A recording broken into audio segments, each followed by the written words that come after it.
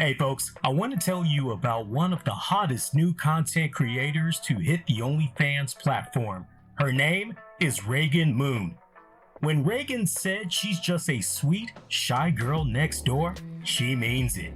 Just a down-to-earth, secret bestie with a naughty side that's sure to exceed all of your expectations. Her honest approach has subscribers relishing in this new community. Creative and confident, she has built her platform with no experience. A passionate individual, she's sure to stand out in a crowd. Reagan is quickly becoming a fan favorite. This genuine and talented blonde bombshell is skyrocketing to the top. So be sure to not miss an opportunity to be one of the first subscribers and fulfill all those dirty desires. OnlyFans.com/Reagan's Way. That's OnlyFans.com/REAGANSWAY. OnlyFans.com/Reagan's Way. One more time, OnlyFans.com/Reagan's Way. Blend any drink while on the go with the Floor Slicer. Available at floorslicer.com. Summer is here, and with it, that hot, scorching weather. Beat the heat in style while staying hydrated with the Floor Slicer. The Floor Slicer is portable and waterproof. Why are you messing around with that overgrown blender in the kitchen? Put it down already and pick up the Floor Slicer. Put those sodas down and take healthier options with the Floor Slicer. Blend and go with ease with the Floor Slicer. Pick up your Floor Slicer today at floorslicer.com. That's floorslicer.com.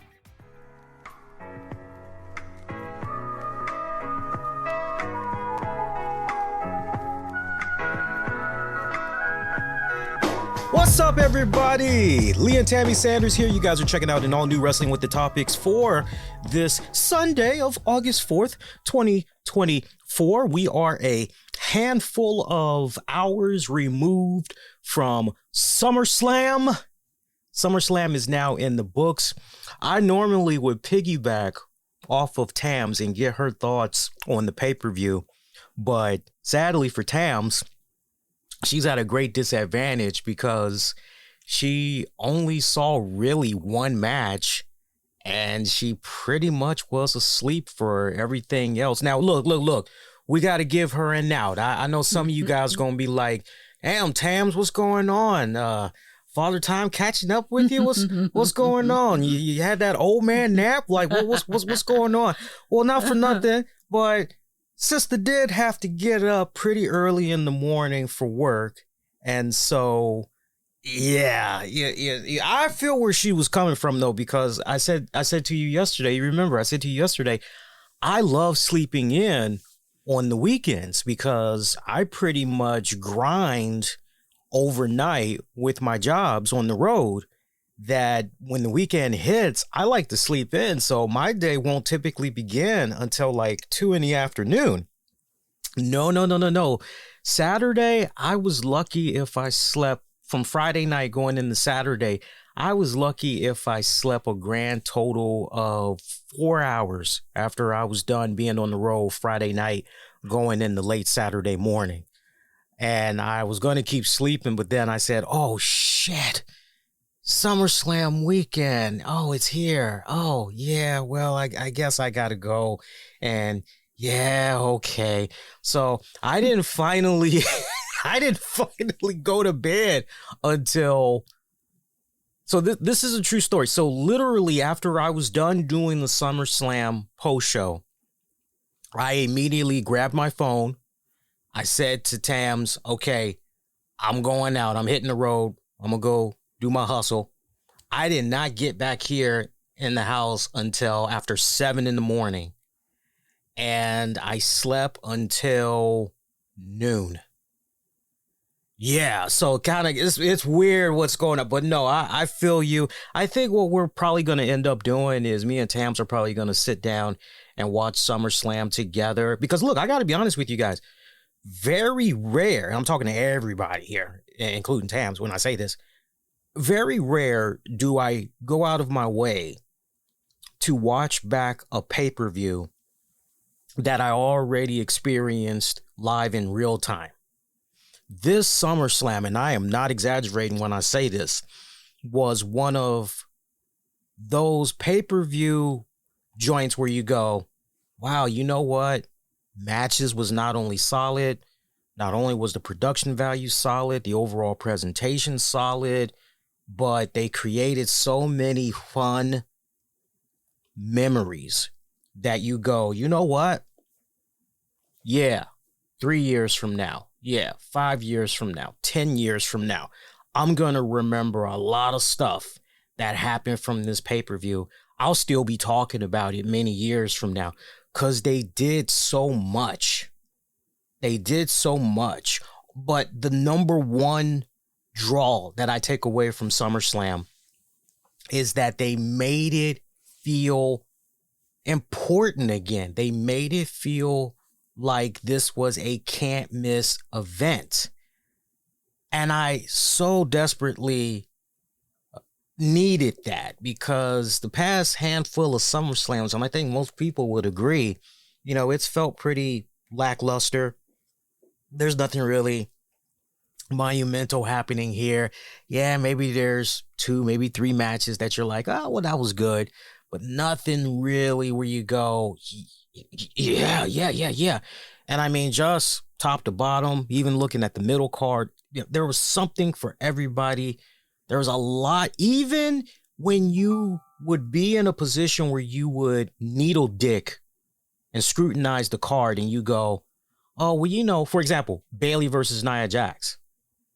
You go, that match really wasn't, but you still go, you walk away from it and you go, yeah, but man, Nia Jax, she walked out of it and for the second time in her career, she became a women's champion. Like there was still something of a, oh, wow, that's kind of a cool moment.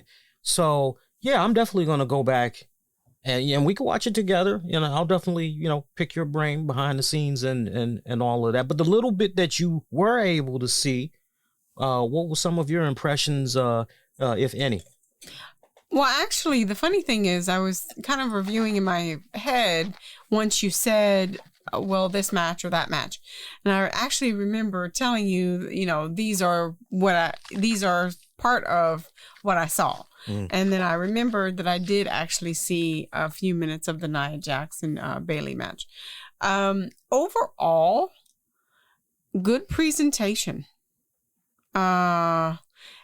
For me, as far as, you know, what I thought about it, in reference to what I saw, you know, the funny thing is Lee actually started saying something, you know, I don't know, I guess it's about 3, maybe 4 months out in reference to SummerSlam. Or maybe it actually wasn't. Maybe it's about 3. No more than 3. So it's like, you know, the SummerSlam is coming up. It's not, I don't know how this is going to turn out because they're not really announcing a whole lot and it seems to be lackluster and I'm just not sure. So to hear you turn it around and say, you know, this was really a can't miss, very solid production value, so on and so forth, makes me appreciate what you watched, appreciate what I watched in reference to the bit I did watch. Now, on the side note, just to rack it back a little bit, right? So grant you, not only did I have to get up really early that morning, but I had made dinner and I had made myself kind of an alternated version of dinner. So it was kind of heavy. And let me tell you, between the fact that I had to get up early and the fact that dinner was heavy, just knocked me right out. Yeah, and I'm glad I passed. I'm glad I passed on what you were trying to make initially, because what Towns was trying to make initially, and I definitely would have fallen asleep checking out the pay-per-view. She was trying to make some nachos, and I said to her, no, I kind of feel like taking it easy. I kind of want to eat a little bit light, a little bit healthier. So I ended up having some sushi and some salmon. the salmon I had got from Wegmans. And those of you that are familiar with their prepared meals, they got this really great salmon that is prepackaged. It's with green peppers, mushrooms, and you get this sweet teriyaki sauce. And if you got the right type of oven, you put it in that bad boy for about 350 degrees at 30 minutes. And man, you pull it out and it's really, really fantastic for those of you that's looking for an alternative. If you guys have a Wegmans near you, they just do really well with their presentations, and it usually doesn't disappoint in taste. Correct. Now, it'll set you back. It'll set you back. I don't know how it would be in your respective part of the woods, but I know here in the DC metropolitan area, a meal like what I just described. Now, it's hearty as it is by itself because the portions are fantastic for one person, right down to the point. I would dare say that the portions is enough for two people. It's enough for two people. But if it's just you by yourself, I mean, unless you haven't really eaten anything throughout the day, you may be able to finish that meal. But worst case scenario, you'll have something left over that you'll probably finish off the next day. The meals can set you back, as out here in our area, a meal like what I just described, that's going to run you $15. Now, some of you guys may hear that and go, damn, that's pretty expensive, but you're paying for the quality. You're paying for the heartiness that you get from eating a meal like that. And then not to mention, you know, we're talking about salmon here, okay? We're not talking about some, you know, oh, it's just a piece of fried chicken, or it's just some chicken nuggets, or it's just a funky burger patty. You know, you're talking about, you know, some really, look, we know by now, especially when it comes to seafood, anything seafood related is always gonna cost a little bit more. True. Always. But, you know, in hindsight, really looking at it as a full picture, if you go out to eat anywhere, fast food actually fast food, any fast food joint you go, generally you're looking to spend $12 to $20 per person. So depending on what you're getting, you're actually paying just about the same amount as you would if you went out. So it really just depends on what you're in the mood for. But, you know, if that was, you know, you didn't really have to do a lot of the prep and you just pop it in the oven, wait 30 minutes and you got a meal, you know, and that's healthy. That's, you know, that's the plus side to it. Yeah. I saw a lot of you guys doing pretty good with your food spreads for SummerSlam. I got to admit, a lot of you guys, whether it was burgers, pizza, mini football. I saw one person had made some mac and cheese. They hooked up some barbecue chicken. Oh, nice. Yeah, a lot of good spreads. Yeah, a lot of good spreads that was out there. So let me set this up. But just to really put a cap in on the whole thing, my favorite was honestly watching Roman Reigns come back. I was about to say, Lord, if we still talking about food. No, we're not still talking about food. I'm trying to put a cap into the food. Well, I was trying to go there because I was getting ready to make a really good point. But you want to say Roman Reigns? Go ahead, keep going. Keep going. So for me, in reference to my favorite part, was to see him come back and to see all the love and camaraderie that came about with the fans, not necessarily the talent, but, you know, the camaraderie that you saw. And it's funny to kind of think back about how this character has grown. And he's just, you know, at first they would boo him out of the arena. And now it's like they couldn't wait for him to get back. So it's nice to see the evolution of the character. Yeah, I mean, it's still early for me. And I'm not saying that as a knock, but it's still early for me. So let me set this up properly because I want to knock two birds out with one stone. And Y'all know how I roll by now on this show. When I have a train of thought, I got to get it out there. Otherwise, if I forget, that's what happens when you get older. So last night, we were doing the SummerSlam post show. And shout out to those of you that actually were around to check out the initial live stream. We ended up having some technical issues when it came to that stream. Multiple times I was playing in the background with Restream and I'm going, okay, why isn't this show going live? I was doing test runs before the actual show. I'm going, okay, why isn't this going live? Like, what's going on? What's going on? What's going on?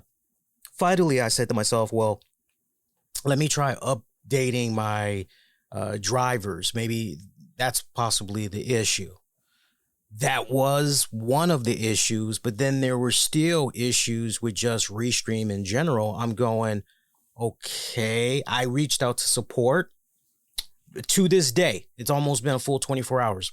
They have not hit me back. So it's like, okay, you guys are useless. You say that there's 24/7 support, yet when it counts the most, y'all can't answer a simple question for a brother. Yeah, I won't be hitting you guys up again. It's like, wait a minute, I'm paying you guys X amount of money a month.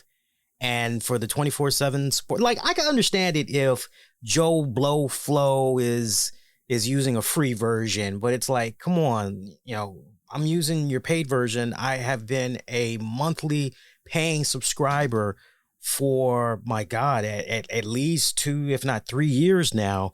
And damn, I'm just, holding my balls, just wondering where the hell is the help? Like, okay, whatever. So I figured everything out. Once I updated the drivers, I said, okay, let's go live. We made it. No bullshit. You could not write this perfectly. The stream went, as far as the post show itself, over 90 minutes. I then got to the part of the show where I said, okay, now we're going to open up the phone lines. Now we're going to see what people are saying online about this pay-per-view. And that's when the stream cut off. You cannot make that shit up. So I was like, oh, like, what the hell? And then the other thing that I didn't like was, and nobody pointed this out that dropped into the stream. I guess their whole thing was, well, we can still see Lee, so it's all good. But, you've watched enough of my streams. You see how I have the nice template set up and all of that. Mm-hmm. So in the lower left-hand corner, as I'm going to highlight to you right here. So in the lower left-hand corner like this, like you see our Wrestling with the Topics logo, right? Right. You see where I got the Audible, Amazon, and Pandora, right? Okay. So basically go halfway from the left-hand side, go halfway, take your finger, go halfway, go to the S in the wrestling, go to the T in the topics. That whole section, that whole squared section, you could see my browser. And I'm going, no, that's not, because I thought it would be cool if I could start showing people love, because people like to see their name and all that in the light and everything, in the limelight. So I decided that I was going to bring back highlighting people's comments. And when I was doing everything, I looked up a tutorial and all that. And it was like, I found this really cool guy who was pretty much, bada bing, bada boom. I'm like, oh, okay, all right, cool.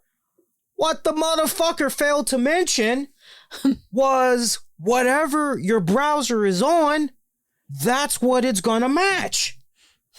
Don't you think that would have been something important to know? Heaven forbid I was looking at a naked picture of, I don't know, my wife. No, she knows better. She knows not to pose for, that shit said, nope, no video, no recording, no. She knows my freaky ass. But no, like, heaven forbid I was looking at some sensitive shit. Right. Luckily, all I was doing was, and look, I don't, no shame in my game, but, sometimes I need help jogging my memory. Sometimes I'll have the Wikipedia page open. So, as far as like the timestamp of the match, and I can verify whether or not, it was around that. No, it was actually a little bit more, Sometimes I'll have a wrestling site browser open, just trying to stay on top of, news related information and all that. And then other times I'm going back and forth, checking out the health of the stream, making sure the stream is okay. So I'm doing a lot of multitasking, and people, if they were watching the stream, they're seeing everything that I'm doing. While at the same, now some people will look at that and go, God damn, that's pretty talented, because I can't do all that, just blah, blah, blah, blah, like I can't fucking do that. But I thought, for me as a viewer, I just felt it was so distracting that I ended up deleting that stream. So if you guys want to get an idea of what I'm talking about, I do have it up on the Facebook show page. But I just thought it was just too distracting and everything. And I was like, damn, ain't nobody said this? There were people that were dropping by, leaving comments. And not one person said, Lee, I'm not sure if you're aware, but you're showing us your screen. They probably, one could have thought, well, maybe it was supposed to be that way and didn't say anything. Yeah. But the stream ended right when we were opening up the phone lines and all that. That's it. Open up the phone lines. Psych. Yeah. So I figured, like, okay, well, it's been a slow news week and everything, because normally we're all over the place when wrestling with the topics. I got a couple of things that we can get into, but I thought we would mainly show you guys love. For those of you that saw SummerSlam and you want to call into the show, I've got my phone handy right now as we speak. It's connected to the mixer. You guys can call in. For those of you that are checking out the episode description, or you see the chat, you see the phone number, you can call in anytime. Talk to us about the pay-per-view. Give us your thoughts and everything. For those that are listening and maybe they've, I don't know, it's kind of one of those things where maybe they have their computer or tablet handy and they got a phone in the other hand. You guys are more than welcome to call. The number to call, for those of you that want to call in, area code 240-540-7150. Again, 240-540-7150. Now, I only have this to ask of you before you call in. Think about what you want to say before you call in. I don't want you being nervous. I don't want you getting off on a rant. I don't want you doing a whole recap of the pay-per-view, because we've had people, one of the main reasons why we stopped doing the call-ins, a couple of things. One, we would have the same people that would, and this ain't no shame, but I'm gonna give it to you guys right between the eyes. We would have the same people that would call into the show, and they were recapping the entire, whether it was Raw or it was SmackDown or it was AEW, they would recap the entire show. Keep in mind, I've already done that for listeners for that show. So it's kind of like, why are we doing two recaps?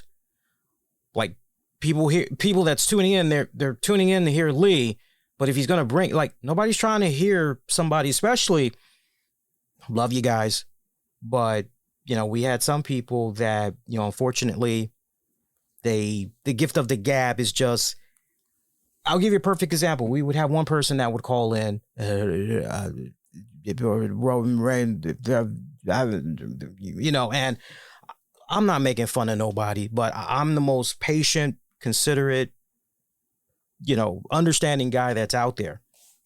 But all I can think about is other people that's listening to the show, and they're going, okay, I'm trying to tolerate this, and I would watch the views drop. I would watch people dip out, because it's like, and I totally understand it. It's like, okay, maybe 90 seconds. Okay. But if it's anything more, it's kind of like, and once I would say, well, hey, appreciate you calling in, much love, you take care now. Like, hey, Larry, let's open up the phone lines and get some more people. Hey, the number to call, the same people that we disconnected from would call back in. It's like, oh, hey, what did we miss something? What more did you want to add? And it's just pretty. No, just I wanted to call. Like, okay, like I hate to pull a Vince Russo, but it's like, bro, I gotta keep this moving along, bro. This is my brand. This is my livelihood. This is how I bring money into the house to pay for bills, bro. Like, you know, I'm working here. Like, you know, I can't be making love on the phone. You feel me, bro? So, and then we would have some people that were just outright creepy as fuck. I remember one of our most oldest show numbers, we had somebody that would continuously, multiple times throughout the day, call and leave voicemails. Mm-hmm. Boy. I just recently listened to a clip of Jim Cornette from a couple of days ago where some motherfucker, remember, he lives in like Kentucky. No, he's either in Kentucky or Louisville. Well, Louisville is in Kentucky, right? Yes. Okay. So, you know, he's doing his thing, and, you know, he's dealing with his wife, Stacy, like their in-laws came. He's dealing with a sick, I think something's going on with his mom. Nothing devastating, but, you know, he's concerned about her health and all that. So there's a lot of stuff that's going on. And 10 o'clock in the morning, some motherfucker comes up to his door. And he's like, oh, a package. Oh, okay. And the guy's like, you know, hey, Mr. Cornette. Like, hey, how you doing? And getting ready to, the fan, it turns out it was a fan. You know, hey, my name is, and I came all the way from Virginia. You know, I'm your biggest fan. And Jim Cornette just fucking lost it. Yeah. Yeah. That's creep-o-meter. Yeah. First of all, how the hell did you find my address? Yeah. To be able to find me at my home. Yeah. Ooh. Yeah. Yeah, most people would. I've bought merch from Jim Cornette's store before, because remember he did a sale a handful of years back, and I had bought some DVDs from his website. You did. And when it came, I just noticed things whenever stuff comes to me in the mail. Like I notice, you know, oh, a P.O. box, or, oh, this actually looks like a residence, you know? And like, if I'm able to figure out, oh, this is a residence just by looking at the address and all that, you know, like I can tell a corporate building address versus a residential address. Mm-hmm. And I'm quiet about my shit. I don't broadcast. If anything, Tams don't even know half the damn time. But that's how quiet I am about some of the stuff that I get from wrestlers or wrestling celebrities that I like to support by buying their memorabilia or whatever. And I know when Jim Cornette's stash of DVDs I had purchased came, I was like, oh, P.O. Box. Hey, cool. Right? To your point, I don't know how this man was able to do what he did. Yeah. You know what I'm saying? But that was just, and Jim chased him off his fucking lawn. He was cursing him out, all that shit. And dude was hauling ass. I mean, I'm just sure he was hauling ass. Like that's a big no-no. You know, it's one thing to like a person. It's one thing to feel like you know that person. But at the end of the day, there's still a personality that you watch. Right. Whether it be on TV, whether it be on radio, however, it's still a personality. Yes, you think you may know them. Okay, fine. But do you really? And most people would be creeped the fuck out if you just show up one day unannounced and how the hell you got my information. Right. I mean, most people would probably have the same reaction, if not call the damn cops. Yeah. Yeah. And have you arrested for stalking. To hear Jim talk about, and the reason why I'm going on and on and on about this and linking it back to, you know, what I have been describing with the phone calls that we used to get, you know, years prior and everything. and Tams knows this very well, I dealt with my own fucking stalker years back, and it was really, really, really, really bad. I mean, there was this guy that was from England, and he would constantly not only email me, but he would private message me as well. And this was during the Titus era of the podcast here. And I remember this dude, something was wrong with this guy. Something was wrong with this guy. How disturbed was this guy? This guy was so disturbed that I remember somehow he got in bad with me and Titus, because I think he started to try to spread some type of a false rumor and get me and Titus and each other. Yeah, having us try to go at each other. And then we kind of were able to figure out that, oh no, this guy's stirring shit. And, you know, and we pretty much had checkmate him and everything. This guy actually faked his death to try to gain sympathy. And he tried to come back as a new person and all that. It was like, what the flying fuck? And I told him, I said, keep the hell away from me. I don't want nothing to do with your creepy ass. Leave me the fuck alone. And then the guy, again, he would make like multiple accounts just trying to. Oh, is that the one where the girlfriend made an account too? No, you're thinking of somebody else. I know who you're talking about. They were harmless. They were just kids. As far as I'm concerned, they were just kids. I hope they're still together, because man, they were like peanut butter and jelly every single time. Well, my boyfriend said, well, you know, my boyfriend said, well, my girlfriend said. It's like, are we sure that y'all two people? Because I sure do see they said this. They like they got access to. Like, right. like what the hell? They can form an original thought. Right, that's what I was saying. But no, I remember that shit was bad. And this guy at one point, he he literally stole one of our original show models before we. Yeah. And he even tried stealing my thumbnail. Mm-hmm. And just put his text over. Mm-hmm. I mean, he was trying, you know, this was Mickey James, the psychotic, obsessive Trish Stratus fan on a whole new other level. It was bad. And I remember I had put this video together, you know, exposing him and all that.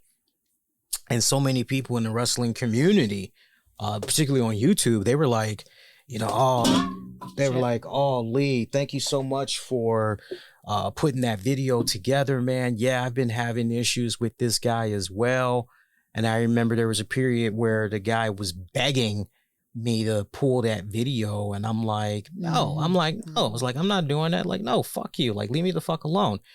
And eventually I worked out a deal with him where I said, look, I'm going to put the video on private. It's like, I'm not going to delete it. It's like, I'm going to put the video on private. And what you need to do in exchange is leave me the fuck alone. That's what you need to do. And he was like, yeah, you know, okay, you know, no problem. You know, I'm just trying to, you know, move on. And yeah, but he was, you know, people like them. And, you know, what happened with the Jim Cornette fan, you've got some people that honestly, I know many of you guys are hearing that and you're going, man, where's the common sense here? Where is the logic? And I'm here to tell you, believe it or not, and as funny and weird as this is gonna sound, some people lack that logic and common sense. There is not that comprehension. Like, you know how you have some people who, hey man, if you punch this person, you know, they're going to feel it. And there's some that, you know, they don't have that, you know, that mechanism. They don't have that in their DNA. Like they're missing, like think of human beings as computer file systems. As once in a while, you will come across a human being. Oh, it looks like you're lacking this particular code. Or file. Or file. Or it becomes a case where the one system overloads all the other systems. Yes. If that makes, obviously, with using the analogy. Yeah. With the focus being so straightforward that the logic and everything else that's supposed to go with it goes out the window because they're so focused on that one goal. Right. Creepy, just creepy as yeah, that's creepy. Yeah, it's creepy as fuck. That's creepy. I'm letting you know right now, I carry a gun. Tams has seen it. She knows I have a gun. Try that shit. Try that shit over here in DC. Try that shit. I'll shoot first and ask questions later. I feel so sorry for your mother. No, like seriously, don't even try with my black ass. That's all I gotta say. Yeah, just weird. I was quite taken back by that, and just the visions that I had afterwards. I was like, because that could have ended. He's very lucky. That was the first thing that ended very badly. Yeah. That was the first thing I said to myself after hearing what Jim said. I said, that fan is very lucky because he could be dead right now. Yeah, because he lives in a place where 9 times out of 10, there's probably not a whole lot of houses right by him. Mm-hmm. So you probably have some space, is what I'm saying. Mm-hmm. And when you have space and you're in Kentucky, most times there is some form of artillery. Yeah. Oh, hell yeah. In Kentucky? Yes, that's what I'm saying. I'm pulling a Charles Barkley. Hey, Ernie, you know the best part about Kentucky? Leaving Kentucky, Ernie. That reminds me, Raw is coming to Baltimore tomorrow. No, is that right? I was strongly considering going to the show, but then I said, yeah, you ain't going to catch my black ass in Baltimore. Not by myself. Not by myself, though. I'm going knee deep with a fucking crowd. Fuck that. I'm going with my crew. I'm going knee deep. You ain't going to catch my ass going to Baltimore by myself. 1 minute. Let me tell you. 1 minute, Baltimore is all, oh, this is nice. Look at these homes. And then the next minute, you see tricks. And ghetto. Motherfuckers running up to your car, cleaning that bitch, expecting some money. $3. Yeah. I mean, they literally are jumping on the hood of your fucking car trying to clean that bitch. And you're going, and you're waving your hands going, no, I don't want it. And they still doing it anyway. And you're like, well, I'm sorry, you ain't getting nothing. Right. Because first of all, I ain't rolling my window down. Yeah.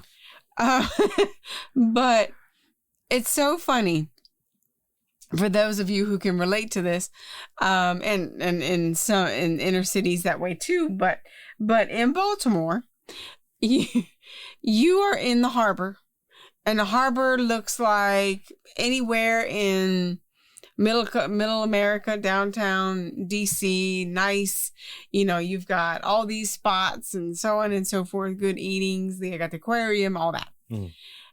And you go 2 blocks, north, east, south, or west. It is absolutely crazy. It looks like you went from great atmosphere to the red light district. like a scene in RoboCop. Yeah. Like a scene in RoboCop. It's honestly uncanny. So there's a story, and I actually told Lee this a couple of weeks ago. I was in Baltimore. We had a conference for Mary Kay many years ago. And I wasn't driving at that point. And this is before Google Maps. So it's been a few years. And so you pretty much had a Magellan or a Garmin, if you had one at that point. Or you relied on your memory or your sense of direction. Well, let me tell you, that night, the sense of direction was a little off. And so we're supposed to be in this nice little section where this nice little hotel is. And this is after 7:00 at night. Do not be in Baltimore after 7 o'clock at night unless you're in the harbor and you're going right to your car. The freaks come out at night. Freaks come out at night. Freaks come out at... The freaks come out. The freaks come out at night.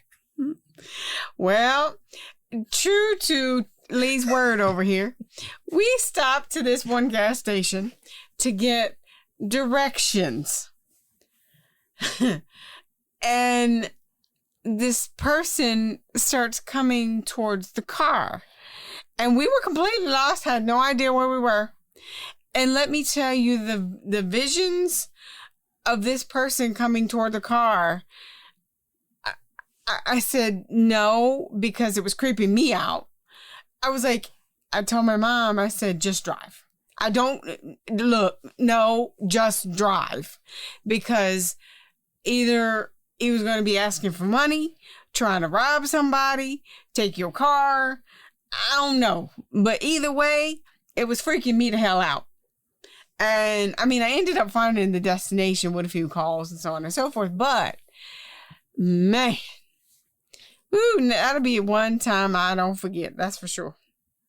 Isn't it funny in regards to Google Maps? So this definitely would have been before 2005. Oh, for sure. Yeah, because Google Maps launched in 2005. Mm-hmm. Isn't that funny?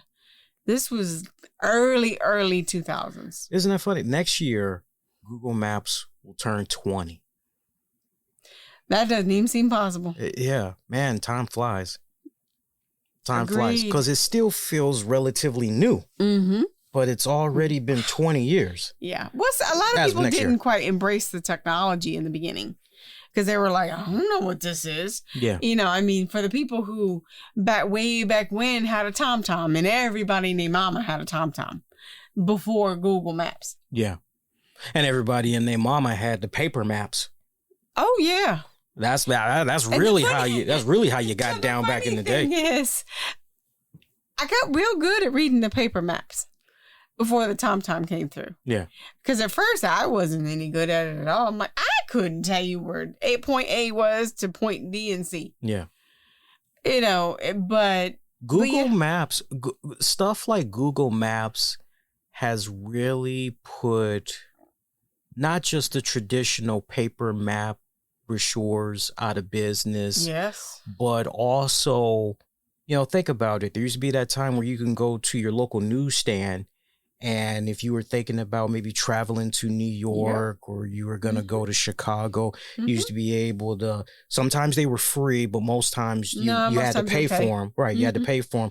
You would pick up those little brochure maps and it would tell you about the restaurants to visit, how to get to so-and-so.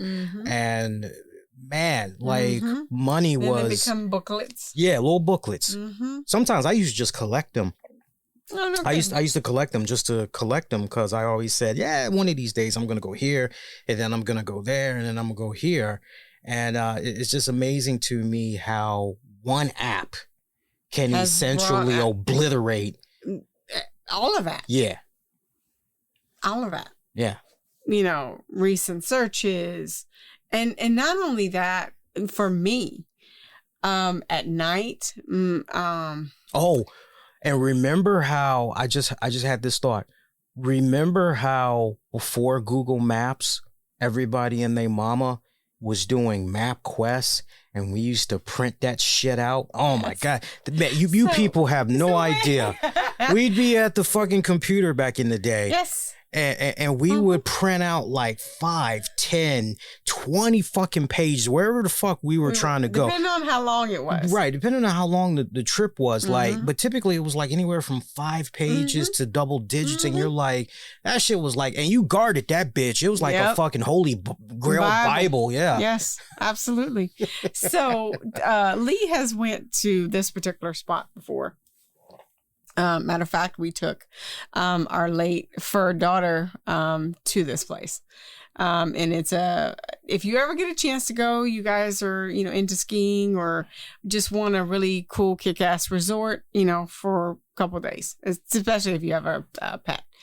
So it's called Seven Springs and it's in Champion, PA. So my first or second time there, I had to use MapQuest. in those papers. And let me tell you, that absolutely, first of all, was the Holy Bible. And people actually had to then print out the reverse directions to come home. But Lord help you if you missed a turn, because you was completely lost after that. But yes, that was the in-between between Google Maps and the TomToms and, the paper maps. So, but for me at night, not so much the major highways and byways and stuff like that. I'm fine with that. But the street names, I remember long ago trying to read a street name in the middle of the night and thinking, well, maybe you're there, maybe you're not. Phew. So it really that app has changed so much in reference to the way people travel and drive now. Most everybody and their mama uses it. Jesus Christ. That's wild. Mm-hmm. That is wild. But yeah, and for us, Seven Springs is about a 3-hour ride. Mm-hmm. And after you get off the main highway, you're like, okay, so it's this route for like 10 miles and that route for 15. And it's like, where in the fuck am I going? But it's a nice ride. Let's go to cagematch.net and let's look at some of the comments. We're going to combine some of people's thoughts about SummerSlam with the very latest from our polls. Our polls are still open for those of you that have not voted yet on your thoughts about SummerSlam. Twitter at the RCWR Show, youtube.com/the RCWR Show, and click on posts. It's no longer called community. It's now called posts. I hate that. I liked it. I like hearing community. It's got a wholesome, hey, family. It's got just posts. Posts. Heartbreak Kid 2003 gave it a 6 out of 10. Fine enough show. Nothing offensively bad, but nothing that really stood out. Really? Okay. Besides Gunther Priest, the Judgment Day angles, and the Roman return. Let me pause for a second. Somebody had said it on the premiere audio edition for the SummerSlam post show earlier today. They said, the Roman Reigns return, happy to see the guy back, but it was just a little lackluster for my personal taste. And I thought about what he said for a second, because I'm not instant reaction guy. I like to just sit back and marinate. And the more I thought about it, I go, yeah, it was great to see the man return. Obviously, we missed him, following up on what you had said earlier and everything. But I did feel like it was kind of nonchalant, especially the way he just came out there. Was like, yeah, trash day is tomorrow. Let me go ahead and do this damn thing. Yeah, that's how it kind of felt seeing Roman. Out there. He had that same look I had every fucking Monday night going into Tuesday. Oh, fuck, I gotta put out these recyclables. Yeah, well, don't do it tonight. It's gonna fucking be another week and it's gonna pile up. Yeah, we need to get this shit over with. Whatever. Yeah, that literally was Roman Reigns. Yeah, I guess I'll come on out here and I guess I'll whoop this motherfucker's ass. But you know what? Consistency. I complained about seeing Randy Orton and Kevin Owens run their asses and just this long ass run to the fucking ring. No, Kevin was a run, Randy was a trot. He was running not as fast as Kevin, but he was kind of running a little bit. It was methodical. I'm not going to even say methodical. I still stand by what I said last night, which is you got that long ass ramp. We should not be hearing your music if it's going to take you that long from the gorilla position to the ring. And a motherfucker can go make a bag of popcorn, go walk their dog. Like no. My point, I appreciate Roman coming out there and just going, no, I'm going to soak in this moment. I'm going to be methodical. I am going to be deliberately slow about my movements. I appreciated him doing that. I really, really did. But that's still, I have a crawl in that because I wish that the way that could have been laid out, as soon as the Bloodline guys heard whoever's music, I wish they would have just charged at that motherfucker. Don't give that motherfucker an opportunity to come out. Hey, how's it doing? Oh, hey, how you doing? Yeah, I got time to do an autograph real quick. How you been? You all enjoying the show? Like, don't give a motherfucker all that damn time. Hurry up, charge their ass. Meet them halfway. Knock them out. All that good crap. Anyway, Heartbreak Kid. I think why fans are gonna give this show high ratings would mainly be for the Roman return and the title changes because the actual in-ring matches themselves range from bad to good, with Gunther Priest being the only real good match I'd recommend from this show. I do appreciate that Triple H finally booked a more unpredictable and interesting pay-per-view compared to the most of the other pay-per-views he's put on this year. Felt more inspired instead of the usual bland booking. Fine enough show, but I won't be coming back for much of anything from this. Seeing people hype this show as a top 3 is hilarious. Yeah, I agree with that. I wouldn't say, especially when you're like looking at 2024 in general for WWE. I mean, it depends. If you want to say as far as WWE marketing, revenue, success, sure, go ahead. I'm sure they will check off all of those boxes. And to Heartbreak Kid's point, yes, there were a lot of moments, definitely unpredictable the way things had played out. But to say that this was, the top 3 shows of the year, look, we still got a handful of months to go. My whole thing to people that's already jumping out there saying that, like, hold your horses because we've got like less than 6 months left or 6 months plus of 2024. Like, what's going to happen when, and then you go, let me revise that. Like, no.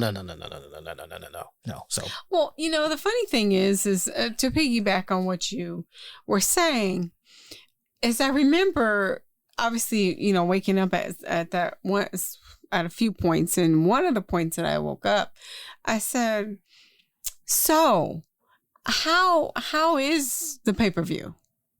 And Lee said, well, it's pretty good. I said, so what surprised you? Any good goose eggs? Any good, hey, man, that was that was fantastic. Something that was like a wow. And you basically said, well, there was a couple of good points, but nothing that was like, wow. Like, I have seen Lee watch a pay-per-view, and some pay-per-views are like, yeah, that was good. Yeah. And then I could be downstairs getting a snack or taking out the girls or whatever, and let me tell you, I hear a wail throughout the whole house. Example, CM Punk returning. CM Punk returning. Example, exactly. I hadn't been that fucking excited since seeing the Eagles reform. Right. Yeah. So, is in reference to, now I'm not saying that every single pay-per-view should have that type of thing, but your 3 main? 4 main. But really your 2, because it's WrestleMania and SummerSlam obviously the winter months, it's Royal Rumble and Money in the Bank. Survivor Series. Yeah. And so, those two. But in reference to your summer months, those two are your two big draws. This is what's getting asses in seats. This is what's selling product, so on and so forth. Why not? Wow. Well, I think Heartbreak Kid is and you guys can sound off if you think Heartbreak Kid's got it right or if he's being too critical. But, now that it's pretty much the day after, I know I gave the pay-per-view 8 out of 10, and I said a B-. I said I wasn't going to go higher. I wasn't going to go any lower, but I still stand behind what I said from yesterday. I'm still sitting at a B- overall for it. I think, you definitely had some pleasant surprises that was in there. There honestly was not a bad match. I still feel that in regards to Bayley versus Nia Jax, if I had to look at all the matches on the card and go, okay, look, and I appreciate Nia Jax, but this match was so to the point. Let's make this a pre-show. The rest of the card, no problem. I think most people, if they would have heard, okay, Nia Jax, Bayley pre-show, they'd have been like, okay, all right, cool, whatever. Mm-hmm. But the actual card, actual card, fine. Mm-hmm. So, Core Spoon gave the pay-per-view a 5 out of 10. One of the better SummerSlams, but the bar is set extremely low. It was just a glorified Raw SmackDown. Predictable results with only 78 minutes of wrestling in a nearly 4-hour show. Well, when some of that time is taken up by Jelly Roll and you've also got the deliberate ad pauses so that they can get in about 5 minutes of advertising. Lord only knows what's happening in the ring or around the arena, whatever WWE is doing during that time. Lord only knows what's going on. But I wouldn't say predictable results, because I know for all my picks, and let me actually go back and look at the card here. I have it loaded up. I'm looking at the card and I can tell you that 1, 2, 3, 4. I only got 4 out of the 7 matches right. Only 4 out of... I remember paying attention to my friends in the podcasting world and also, some followers.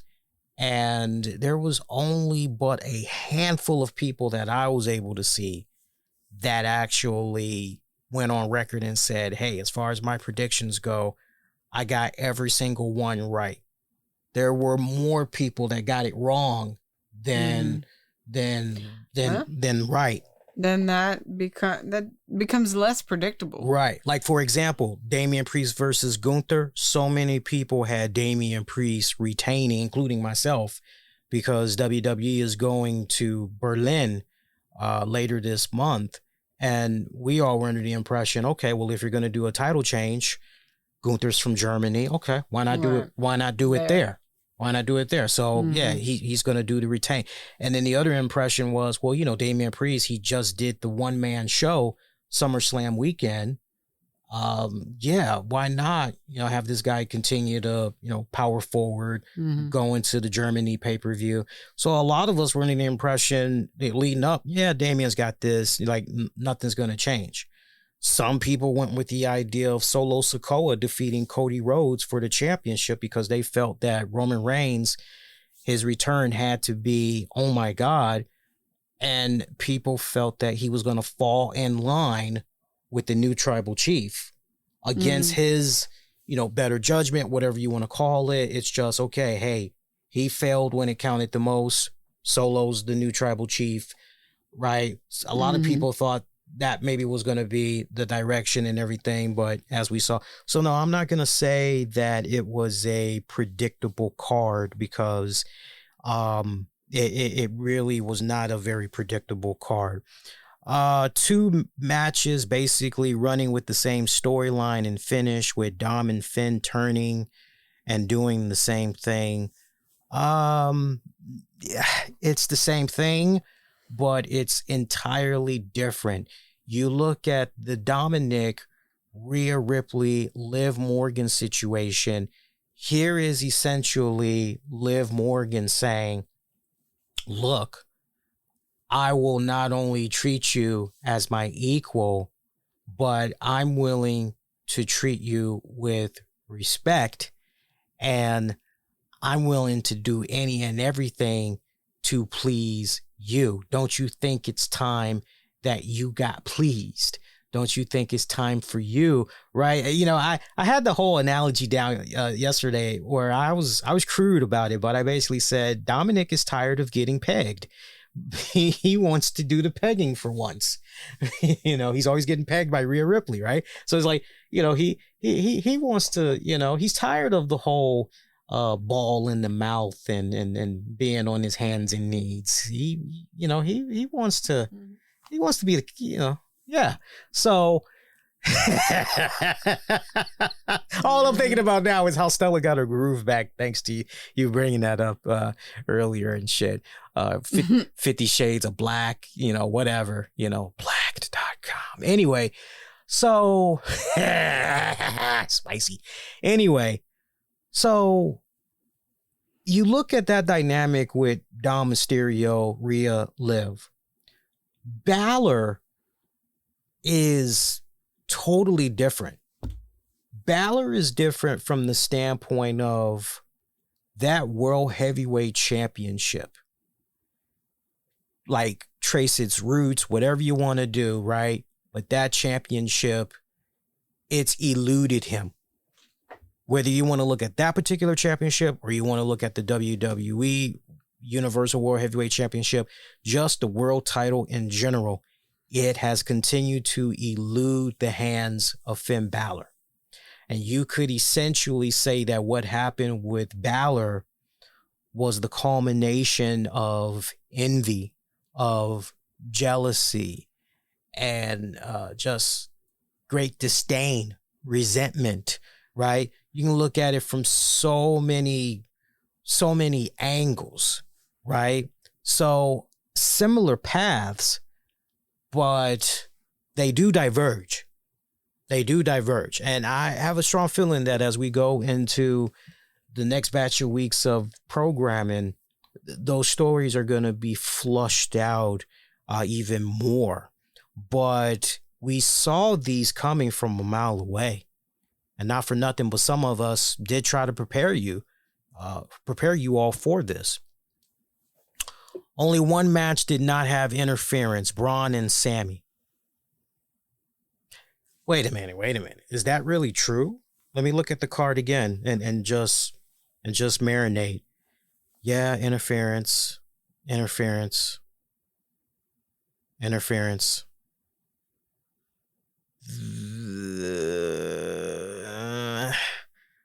I don't know about Punk and Drew. Even though Seth Rollins was the special guest referee, would you really consider that interference with whatever he was saying? Or he's the special guest referee, you know, he's a special attraction, an added bonus? I would say Seth Rollins served his role perfectly well in that match, which was to basically enhance the rivalry, enhance the match between Punk and McIntyre. So I think that one is up for debate.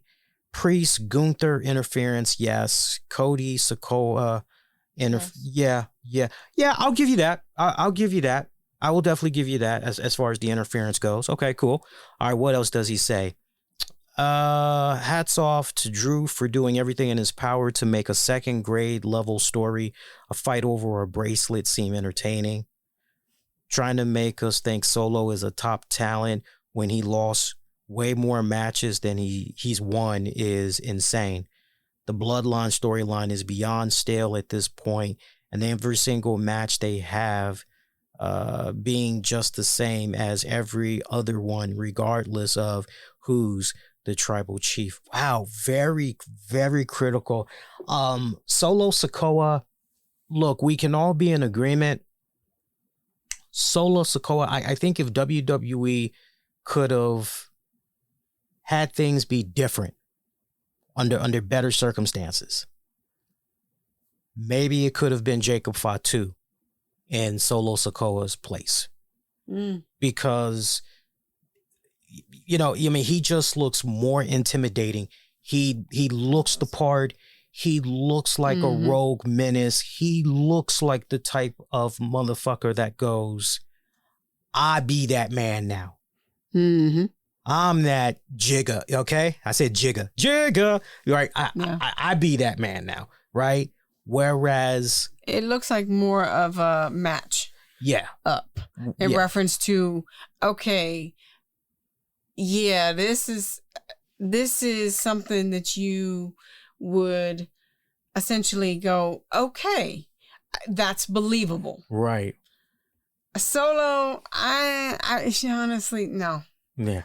For me, he looks like a glorified whatever actor. I never took him as... I don't take him seriously. No. Thank you. And to the point. Remember the last burning image, and I'm going to show Tams this picture because I know you didn't see this. No, I did. You did? So the last burning image you get of Solo Sikoa is him on his ass crying like he fell off of a goddamn tricycle and he made a little boo-boo. Right. But the one before that looked like, oh shit, I got caught by daddy and my hand in the cookie jar. Yeah. He became a comical character overnight, and I don't think that's what creative intended. That does not instill tribal chief in any form fashion to me. Nah. I can't wait to see what happens with the bloodline going forward. I can't wait to see what happens with the Roman Reigns character going forward. You know they're gonna do a third act between Roman and Cody. You know that's definitely coming. Oh yeah, that's coming in the pipeline and everything. All right, so let's see what else we got here. Look at this. I like when people have like ain't nobody got time for that. Paragraphs they wrote a whole synopsis. Yeah. Give me your thesis on SummerSlam due Sunday. You'll score 10 credits. Speaking of 10 credits, our man Lee here is getting ready to go back to school in about 4 weeks. Yeah, resuming. Well, actually, yes, resuming. We're almost at that finish line. And see, these days I feel like I can't say school anymore because the last time I had said school.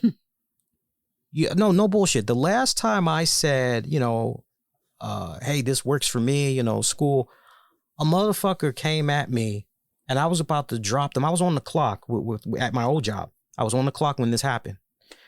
And this motherfucker had the audacity to say, oh, well, no wonder you're working here. Oh, you need to get back on that magical school bus, huh? And I was ready to drop his ignorant. Oh, I don't remember hearing about that. Yeah. So this was back when I was doing retail. So I was working the self-checkout and there was this white guy. Short hair, short salt pepper hair, skinny guy, looked like he was probably in his 50s. And he just was not being patient with the self-checkout machine. Everybody knows by now, self-checkout machines, no matter where you go, they've got their own pace, and you pretty much just gotta match that pace. Just because you can move like Wally West the Flash, it don't mean that the self-checkout machine is gonna match that same speed. So you really, if you don't have the time, but most importantly the patience, like either go to a regular line, or how about you just put in an order on Instacart or whatever, or let somebody else pick up your damn groceries and just chill off of the machines. So this guy was like literally, I mean, he was taking his fists and taking it to the machine. And I remember I walked up to him. I walked up to him. I said, "Sir." Can we say anger management? Yeah, I said, "Sir, it's not that serious." It was like, let me help you out and everything. And it was so long ago, I can't remember what he said. But I remember he was bitching about the whole situation and everything. And I was agreeing with him and all that. And there was something else that he had said, and it made me go, yeah, I hear you. I'm like, hey, man, look, I'm just doing my thing here. It's like, but, I'm doing my side hustles outside of this place. I'm resuming my degree. I'm doing my school. And then he came at me with that fucking comment, and I just gave him this evil look, and he followed up saying, "Okay, let's go. 1, 2, 3." and then I overrided something that was on the screen, and and he goes, and I can't stand this shit when white people do this. No. It sounds funny, but I'm dead serious. Speaking as a black person, white people never do this. When you are being condescending and all that other bullshit, never follow up by saying, "Thank you, brother." Because we know that is not coming from a place of endearment and sincerity. We know that you're essentially pulling the race card when you do that. That's basically you saying, hey, you black, whatever. Why don't you just come right out and say, "Thank you, my nigga"? Why don't you just go ahead and say that? Because that's literally, and I told him flat out, I said, "I'm not your brother." Not after the previous comments, no. I said, I'm not your brother, no. I have had, and don't think I'm being oversensitive about it, guys, because I've had white people, particularly white men, that have referred to me as brother. And I knew without even thinking for a second that it was coming from a place of endearment, that it was coming from a place of being genuine, and respect. Mm-hmm. I have had, when I've worn my kufi hat or whatever, or a person sees my Malcolm X tattoo, I have had white people say to me, "Assalamu alaikum." And I go, "Malaikum salam." Right? But that whole aura, it was just, so it burned an image in my head where I go, if I ever say anything in regards to my school, I'm being specific and I'm going to say college. Mm-hmm.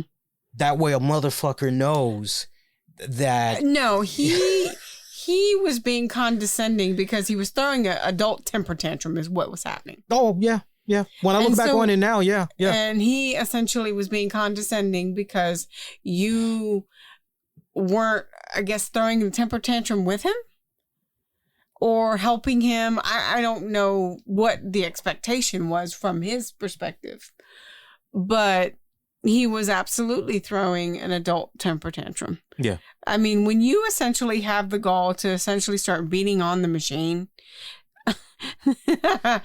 let me tell you, we all know, and well, maybe we all don't, but majority of the people who live in the DMV know how annoying the freaking self-checkouts are. Matter of fact, I had to deal with that this morning.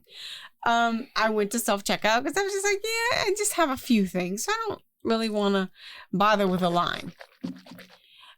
And the bull that you have to deal with because it does not go as fast as you or whatever thing, the weight, or it doesn't feel that you put something in the bag or whatever have you.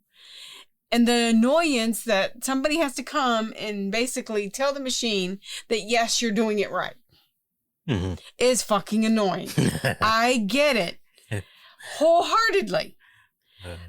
But that is no reason for you to take it out on the person that's trying to help you. Mm. And hell, I was getting an annoyance from the lady who was having to go bloop. And I felt bad. And it's not even me. It's the fucking machine. You know?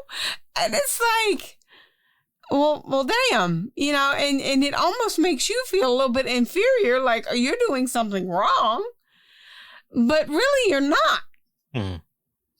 But it's still the same thing. But I didn't go, well, you know, you should have moved a little faster, or, well, you do it because this isn't working for me. Mm-hmm. I mean, that's the equivalent of what you got. Mm-hmm. And the fact that, man, that would have burnt my ass so bad. Oh, my experience? Woo. Yeah. Well, you know me. Because you were at work, that's the only reason that he didn't get one hell of a tongue lashing. Yeah. And possibly a few other things. Yeah. But that's just, ugh. Yeah. That's just so crazy to me. Yeah. You know. So I now I say college. I say college. Yeah, returning to college. You know. Yeah, you know, I do it like that. But no, But anybody with a half a brain would have known that school should have meant that. Yeah. I mean, Jesus Christ, you aren't with a fucking helmet going, how can they help you? Yeah. You know? Yeah. I mean, it seriously. just, but you know what? It's kind of good that we're talking about this, but you know what? It also demonstrates what certain individuals think about certain people that work in certain industries. That's true. You know, that's what it is, because it's like, you know, I don't have to respect you. I don't have to like you because, you know, you're just doing a job. You're essentially a jobber. Right. You're here to work for me, and it's like, that might be true, but it doesn't mean that you have the right to treat that person like a piece of shit, because first, above anything else, that is a human being. Mm-hmm. So if somebody is killing your assholeness with kindness and they're being respectful to you, then then you just become more of an asshole. Right. Then it's kind of like, well, what does that say about you? They don't know, because in the moment they're just wanting to be an asshole. Right. But the funny thing is how quick people forget. You were there at one point when you were younger or older. I mean, hell, let's be honest. Half of the people that are in this society right now and middle class can't afford to retire right now. Especially if they haven't planned for it. And they're working between 55, 65, 75 and up. Whether they be a door greeter, whether they be doing, you know, going back to essentially get a little extra pocket change or make ends meet. So you don't know what that person's situation is. You know, the funny thing is, if they're taking the time to help you, whether it be at your job or not, just shut up. If you can't be nice, just shut up. Yeah. I would rather a motherfucker not say anything than say a whole bunch of dumb, non-trivial bullshit like that guy did. But no, I'm excited. That's crazy. I'm excited to be going back. I'm mainly excited. A couple of reasons. One, because once I get done with this respected semester, I will then only have just off the top of my hand, just a handful of credits remaining until I get my associate's degree. And then from there, you know, I'm going to transfer to a 4-year college, work on my bachelor's while pursuing an internship. I'm already getting the ball rolling, seeing what internships is out there. But I know once I have the associate's degree, I'll really be able to, oh, you got this. Mhm. Oh, you have these references. Oh, okay, great. And so I'm excited from that standpoint, but I'm also excited from the standpoint too of having access to the campus again, because I'm gonna start going live on location at the campus this semester. So be on the lookout for more information in regards to that, because I definitely want to brush up on my radio skills. Like it's nice actually being able to work a real radio switchboard and just everything. It's almost similar to what you would do if you had a mixer, like especially if you have a Rodecaster Pro. Like I and a few people I know. Shout out to Vince Russo. I didn't know this until a couple of weeks ago, and then I saw it again during one of his most recent streams. But shout out to Vince Russo, who also has a Rodecaster Pro, and that's really, as I was telling my professor last semester, I said, the Rodecaster Pro, and she was like, "Tell me about that," and I told her, and I showed her images of it, and I was like, "Yeah, it literally does." And she was like, "Rodecaster Pro?" I said, "Yeah," and so I can see her wheels turning. Her wheels turning, because she's always trying to stay on the latest stuff that people are playing around with and everything. That reminds me, I got to make sure I stay on top of the textbook supplies and all of that. Didn't mean to go off on that rant. Ultra Mark 1. A really, really good show, and second best of the year, in my opinion, behind Night 2 of WrestleMania 40, which will take some beating, but the main focus of this show was the top-tier storytelling, which improves a match massively. Ultra Mark, you get it. You get it. When the in-ring work is lacking, and it proved so in this show. But it feels like this show was a reset for Triple H as they crowned 4 new champions going into the post-SummerSlam phase. But this show was a good feel, good fan service, with LA Knight being crowd Balor. Wait a minute, what are you saying here? Crowned. Maybe he was saying crowned. I think he was trying to say crowned and then period. Balor. Right. Wait a minute. Am I reading this right? Hang on a second, Lovey. Hang on a second. Oh, actually, hold on. Let me read this the way he's actually presented it. Let me take a sip of water for this one. And let's see if you guys can figure out what's going on here. A really, really good show, and second best of the year, in my opinion, right behind Night 2 of WrestleMania 40, which will take some beating, but the main focus of this show was top-tier storytelling, which improves a match massively when the in-ring work is lacking, and it proves so in this show. But it feels like this show was a reset for Triple H as they crowned 4 new champions going into the post-SummerSlam phase. But this show was a good feel fan service show, with LA Knight being crowned, Balor turning on Priest, and Roman returning, and many more. This was a big pay-per-view for Triple H, as last couple had been lacking, but he proved the doubters, including myself, wrong. Trying to say basically is a run-on sentence.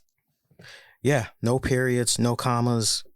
Come on, guys. Wrestling fans, us wrestling fans, we get a bad rep. We get a bad rep for our grammar, punctuation, spelling. Come on now. Come on. Silence the naysayers.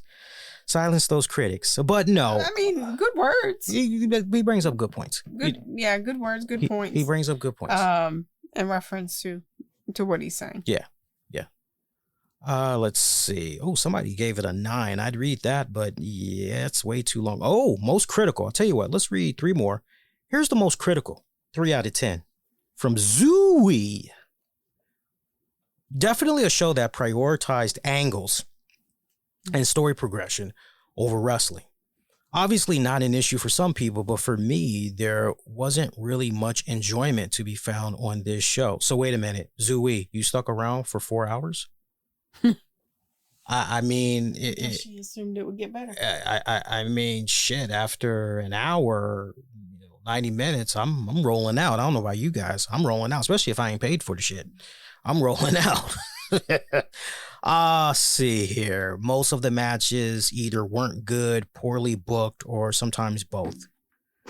Drew versus Punk was a major disappointment for me, as I expected to get a super heated, perhaps even violent brawl, but instead got a bunch of dumb shit around a bracelet and dumb storytelling moments with Seth. I can meet you halfway to a certain point because, you know, I really think that the way this match should have gone, it really should have been, and I've said this, listeners that's been checking out the show for several weeks now will back me up. For weeks, I was saying, if this match is going to happen, first off, let's not let it be a wrestling match. Let it be a fight.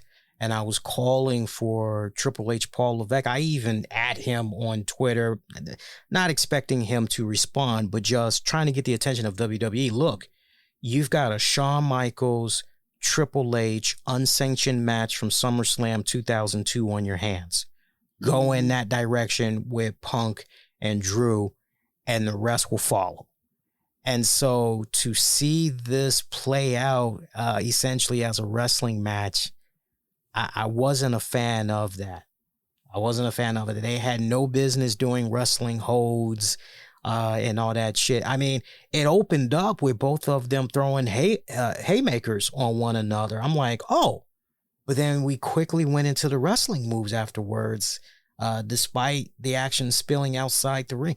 Like, yeah, I definitely felt that could have been booked better. See what else you're saying here. Cody versus Solo was a similarly terrible, but in a different way, as it was just basically a really dull 30-minute build up to a Roman Reigns return. Yeah, you know, it was an okay match, but if you were to ask me, would I want to see Cody and Solo again in a singles match? No. Hell no. I'd rather see Jacob Fatu. I'd rather see Tama Tonga. You know, give me anybody else but Solo. Give me anybody else but Solo.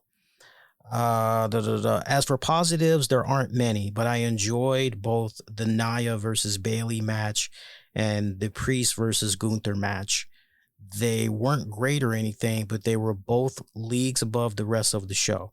I can understand why this worked for some, but as someone who values quality wrestling on their wrestling show, this was a pretty tough watch and easily my least favorite show of the year. Match of the night, Damian Priest versus Gunther. Yeah, I remember giving that match a lot of praise, saying that one was definitely the match of the night. Somebody actually gave it a 10 out of 10. Della Rhea 63, awesome show from start to finish. I was going to give it a 9, but I changed it to a 10 because what the fuck is this rating? 6? Really? It seems like the new rules for tribalism on this website have no effect.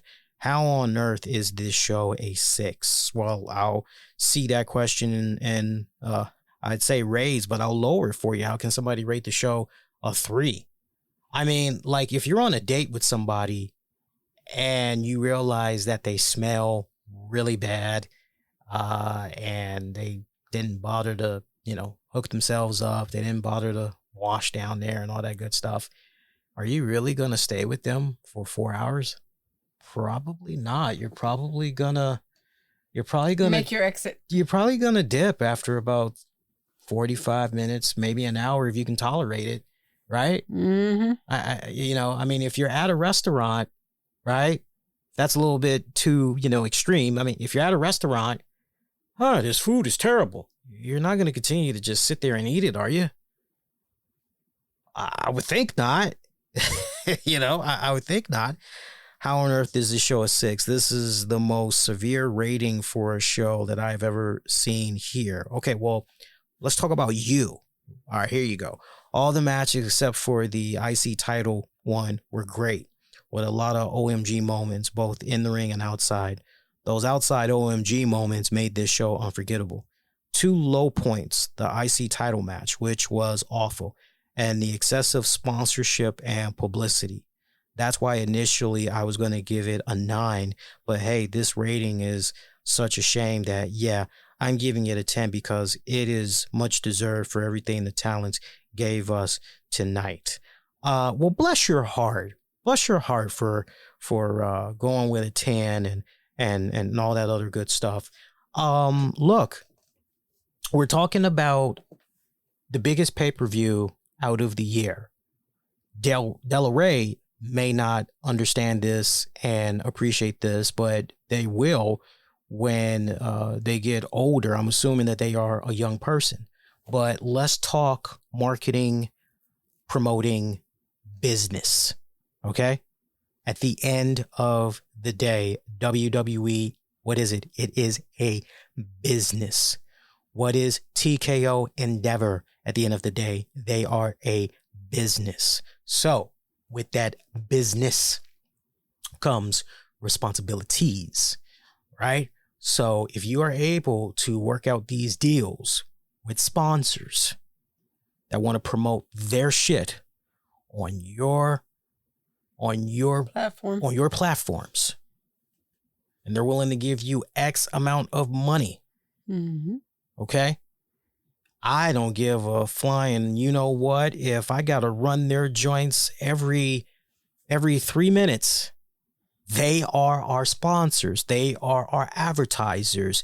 They are putting money in our pockets, which essentially, when you look at the whole ecosystem, it's eventually how talents are able to get, you know, maybe those bonuses, or it taps into, you know, their salaries and whatnot, right? Like we relate to this so well. I know sometimes, I know, in all honesty, we get a bad rep sometimes for our listeners that check out the shows for on demand and on the downloads. I'm talking about the audio version of the shows, because there will be times where, like right now, there is at least 5 minutes worth of ad slots that we have from our sponsors.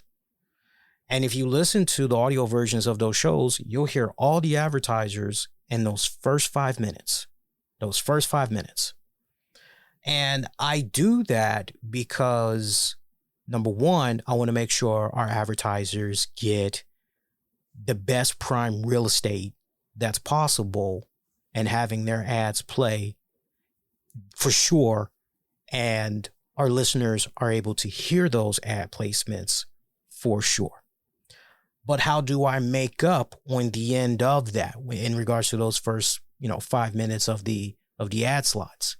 Well, typically, once you get past those first 5 minutes, and look, not for nothing, but motherfuckers know how to fast forward.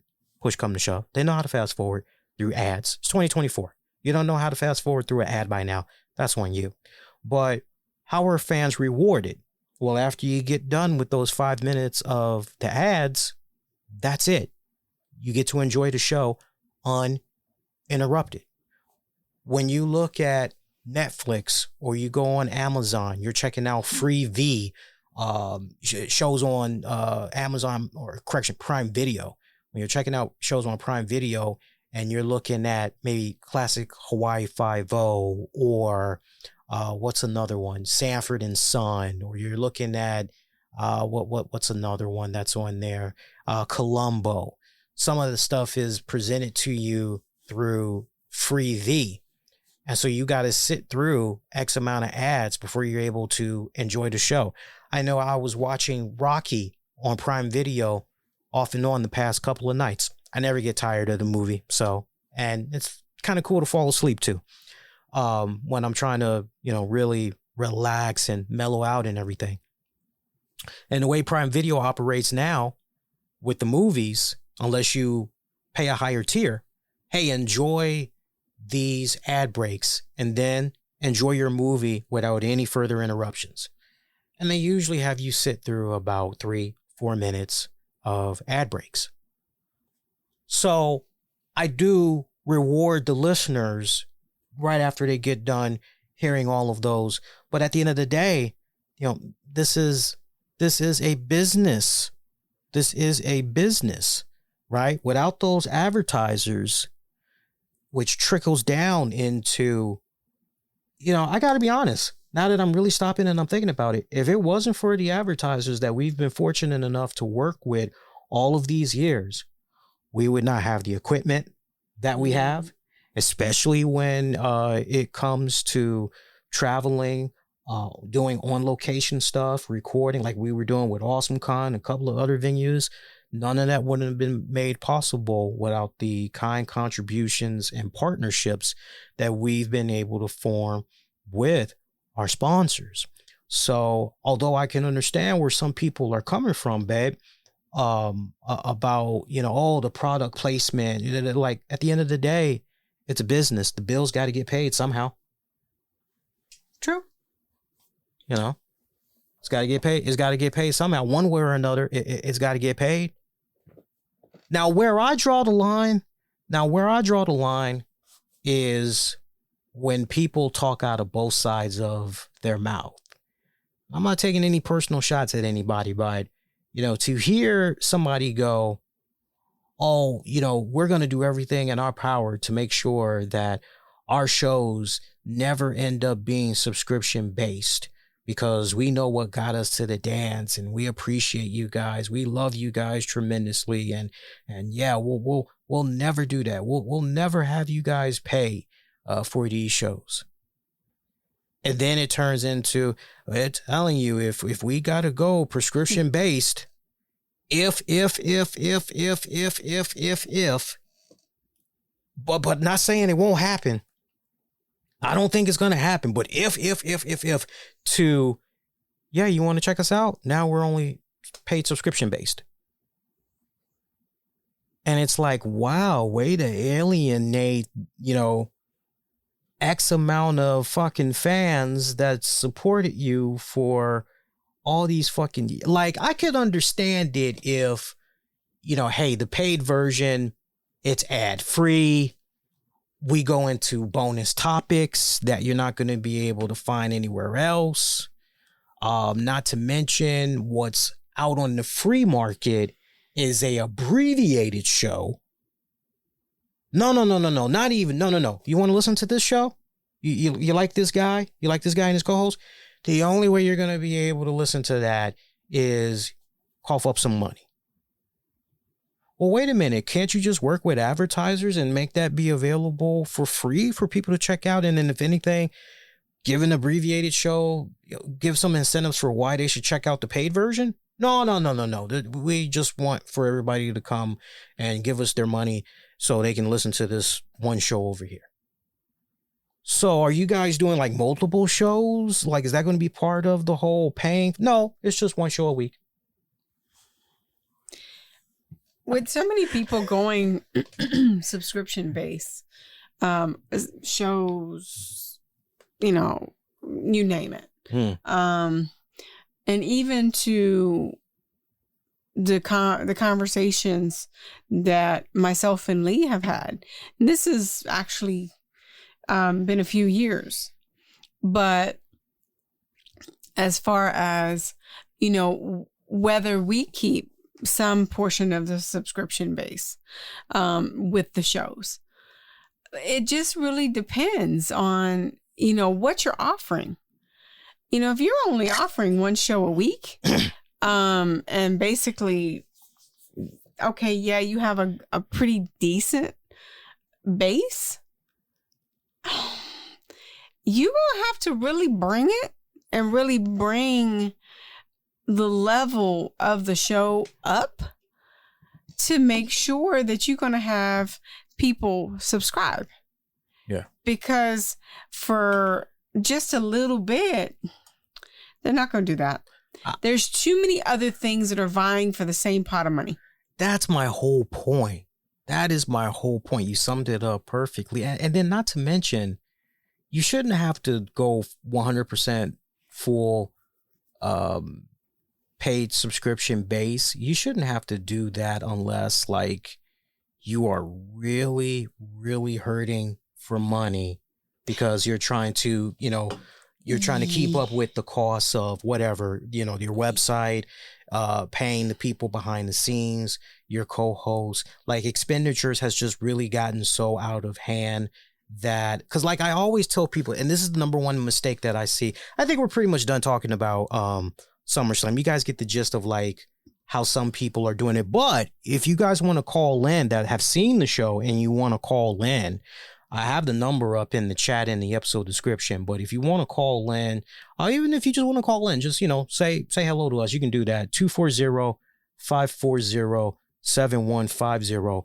But no, my whole thing is, and I always tell aspiring new podcasters this: if you're going to get into it, don't get into the industry thinking you're going to be able to make money off the break, because that's not how it rolls. Nope. Be prepared to grind, because it's going to take a couple of years.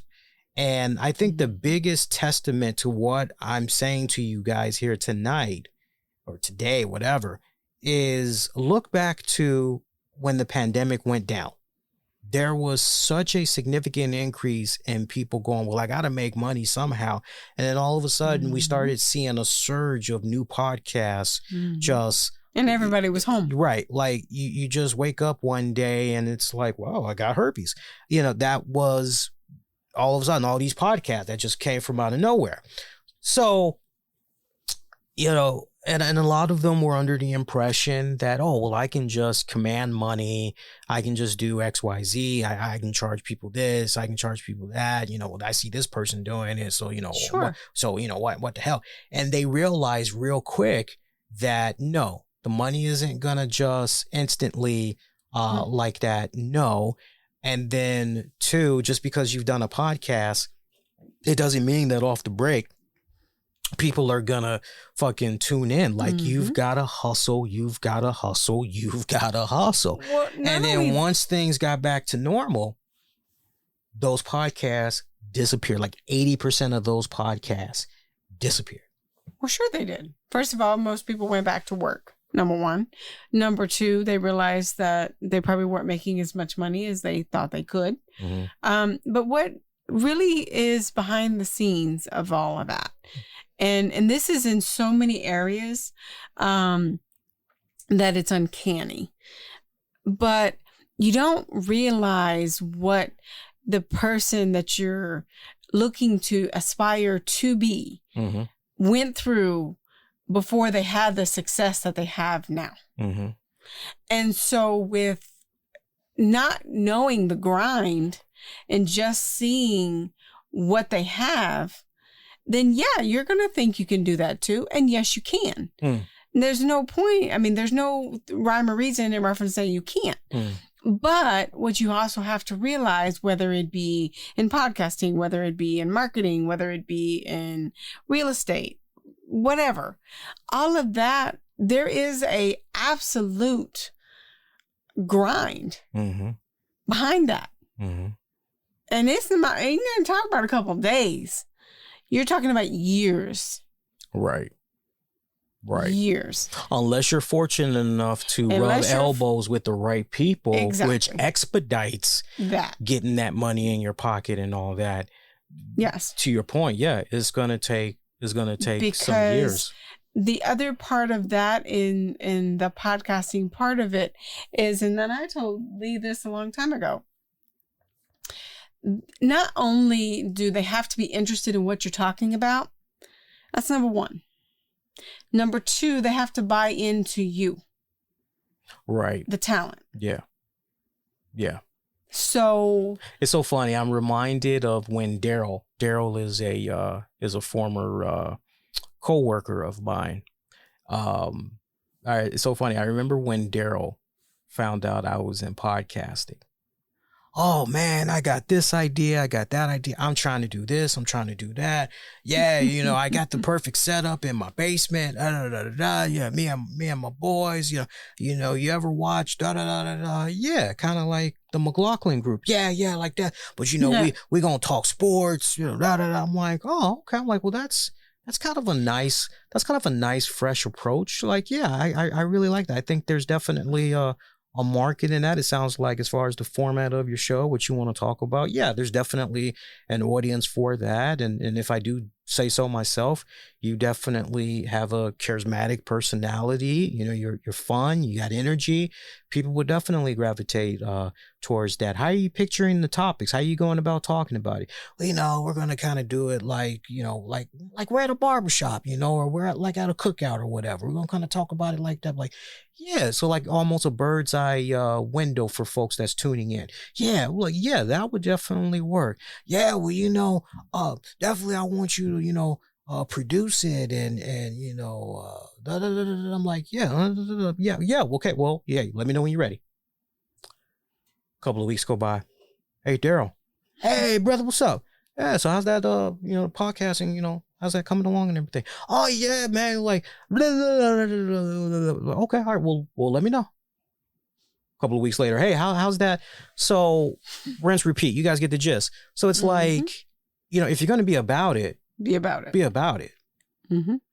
Right? Because there's a big difference between, no, I'm going to do this. And then, yeah, that's a nice little cute idea. Mm-hmm. That's a nice little cute idea. Right? But most people want to have the status and want to have the thing, but they don't want to do the work that goes into it. No. Procrastination, excuses, yeah, all of that. When they realize how much work actually goes into it. We got the weirdest people following the show on Facebook, by the way. I'm looking at some of these accounts and I just go, yeah, that's a fake account, blocked. My favorite these days are the motherfuckers that's pretending to be Facebook. Warning, this is your final warning. And then we're going to delete your Facebook page. We noticed this violation. You can take care of it right now by clicking this link and giving us your social security number. And oh, Jesus. Yeah, don't fall for that. I was like, man, kiss my fucking ass. Look. We got another one. This is on Twitter. Look at this. This is on Twitter. Look at this. Who is this? Oh yeah, it's just another looks like a fake ass porn actor. Blocked. Blocked. It's like I'm blocking. I could easily just let this shit fly, but it's like, yeah, and just let the numbers, but I don't want to patent, like, right. As long as it's a real person and they're actually posting, it's like, okay. Real things. Yeah, I can work with them. Hey, real quick. You remember when we were talking about what Rikishi had said about seeing his son, Jey Uso? Mm-hmm. So Jey finally responded to his father's comments during a recent appearance on The Ringer. Jey Uso responded to those comments from his dad, Rikishi, critiquing Jey's WWE booking and not having him be part of a big storyline right now. As if Rhea Ripley, Liv Morgan, as if that's not a big story. Right. Mm-hmm. And look, I hope that things are still, because based off what happened with SummerSlam, it's safe to say Jey Uso is going to slide on in there, start teaming up with Rhea Ripley, and I can see some intergender matches going down where they're beating the crap out of Dom and Liv Morgan. So another way to help Jey Uso get over even more. Yeah. But Jey said this. He said, he just said what he said about my creative. I'm like, Dad, just watch the show. Let me work. Let me go out and work. Enjoy the show. Make your rap track. That's Pops, though. Shout out to my dad. So I like that. I don't think, if you were expecting any more of a, Dad, shut up, like you fucking me up, like, no, he's not gonna do that. He's not gonna in an interview. Not at all. No. In private, maybe, but not in public. Right. Now, Triple H, I did watch the media scrum or the post show. I don't know what they're calling it. Like, it's a post show, but they incorporate conference as well. It's interesting how they got it set up. Mm-hmm. So Triple H had this to say in regards to, I'm gonna come back on the TNA stuff because I know you're not familiar with the working relationship. But I'm gonna skip that. But the one thing that was interesting, and I know you'll dig this, because when you saw her, you smiled and you were happy to see her. If Stephanie McMahon has an official role with the WWE, Triple H said she does not have an official role right now.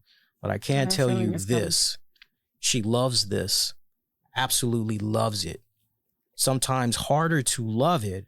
Sometimes easy to love it. It's easy to love it again for her. She's enjoying watching it. Mm-hmm. Speaking of, I can see that. Speaking of all of that, I don't know why, but it just got me thinking of something freaky. I was on the road this morning, and I had to go do a pickup. And the guy, intercom, I'm like, hey, Lee here. I'm here to pick up. Da, da, da. Oh, you got to come inside. Oh, okay. You want me to come inside? Yeah. And I said, okay. And then he realized I caught him.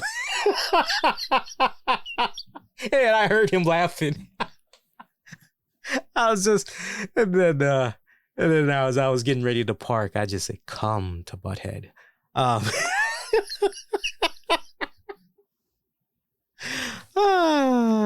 She's enjoying coming to the shows, seeing everybody in the back. She loves it.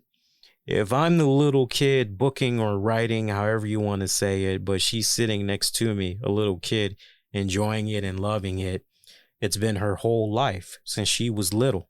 Very true. No official role right now.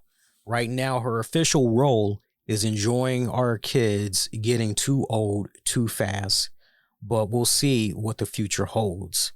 I would expect to see her around because she loves it and she's enjoying being around it again. And I gotta be honest, I don't, there's part of me that would like to see her back into the fold again, particularly in the position that she was in, because it was just so wrong, so dirty how Vince McMahon did her.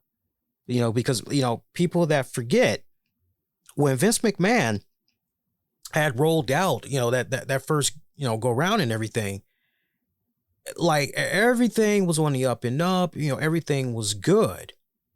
And then the minute that it kind of looked as though, well, this isn't going quite right, this is kind of down just a little tiny bit, it almost seemed as if right in conjunction with Vince McMahon back into power, whatever you want to call it, oh, well, Stephanie is essentially to blame for that. So, we're going to demote her. And it was just so fucked up what had happened.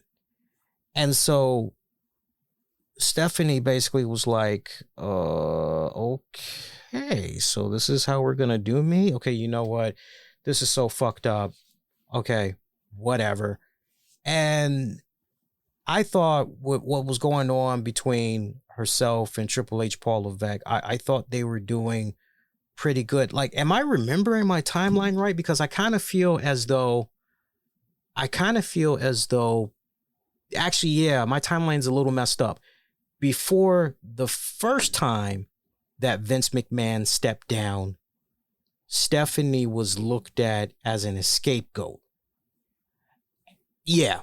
And I was going, yo, that's fucked up. Like, cause she was doing all these, women entrepreneurs, and she was running out there for a handful of years saying, entrepreneurship, business. And you're like, kind of like where Stephanie is going here with, it's not just WWE. Like, she's literally like, take these key fundamentals and you can apply it to your own respective business. I mean, she was giving keynotes and all that, and you're like, this is some good shit. I saw some of the stuff and I was like, okay, like, I hear you. I'm like, okay, cool.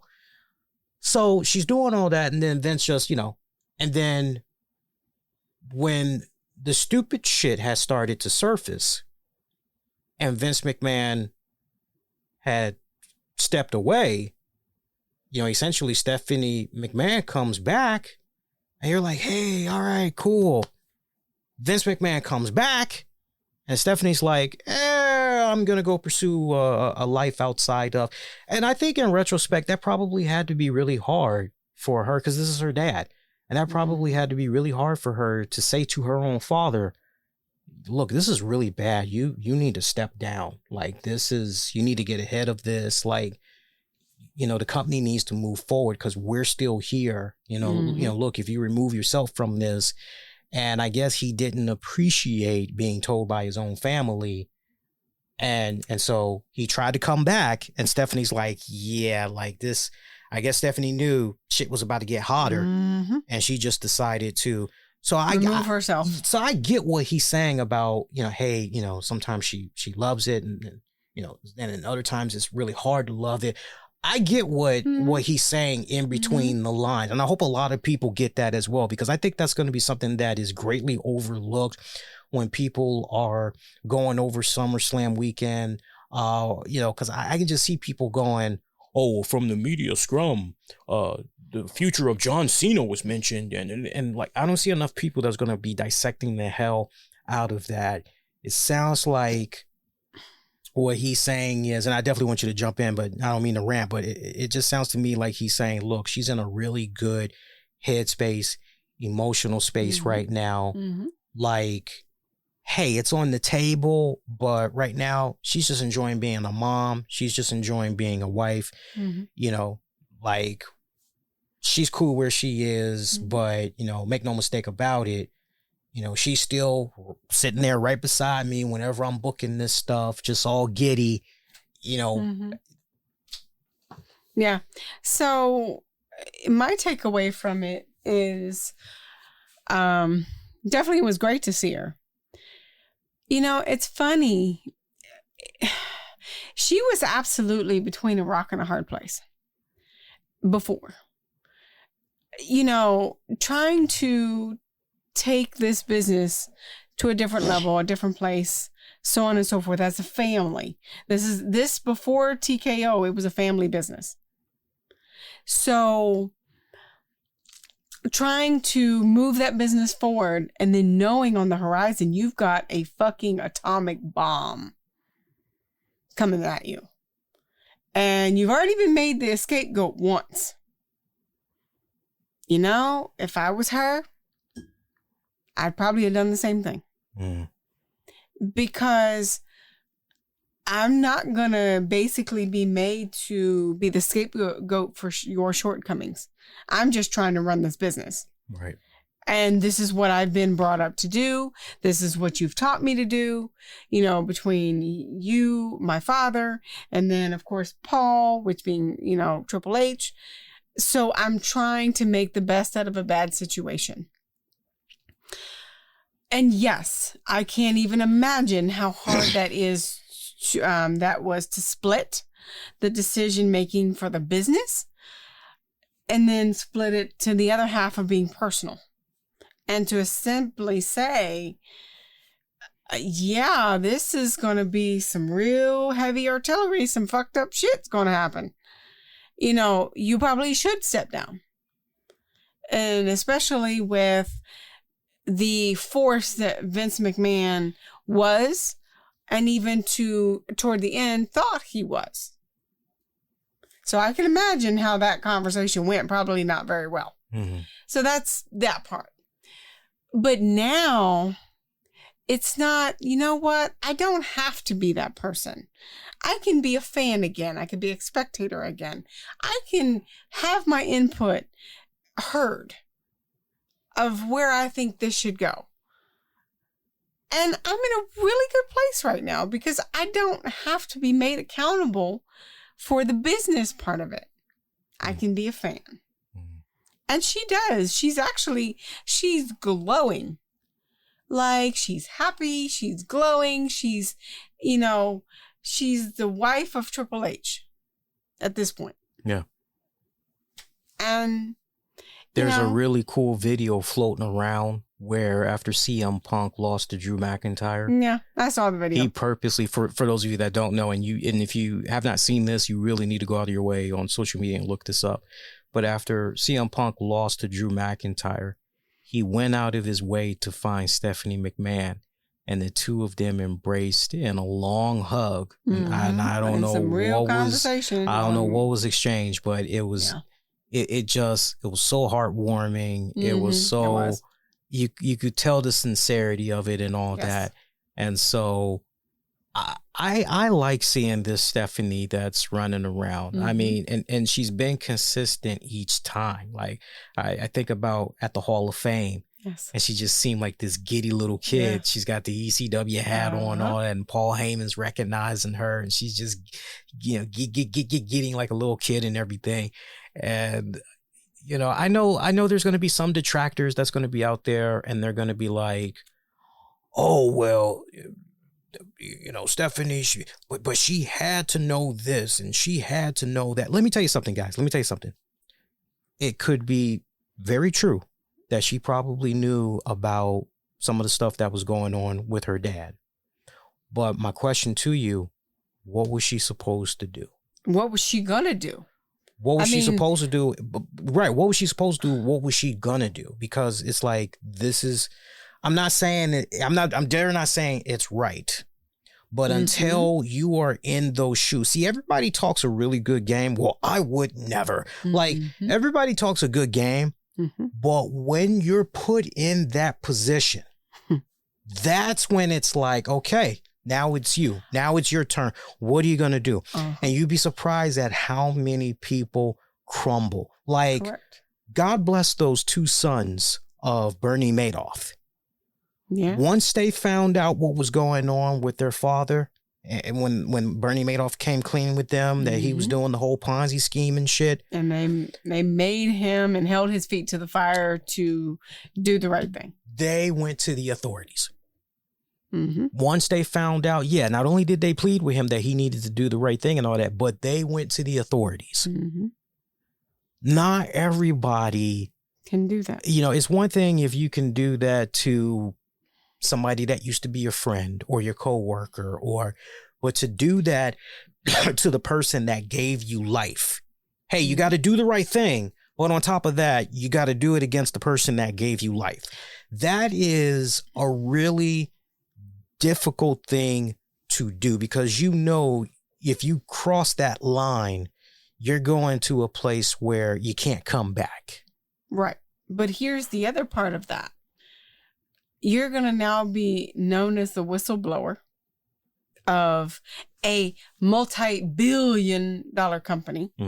And you're going to be the only one saying something in the beginning of this towards the owner, CEO, father of this multi-billion-dollar company. The merger hadn't happened yet.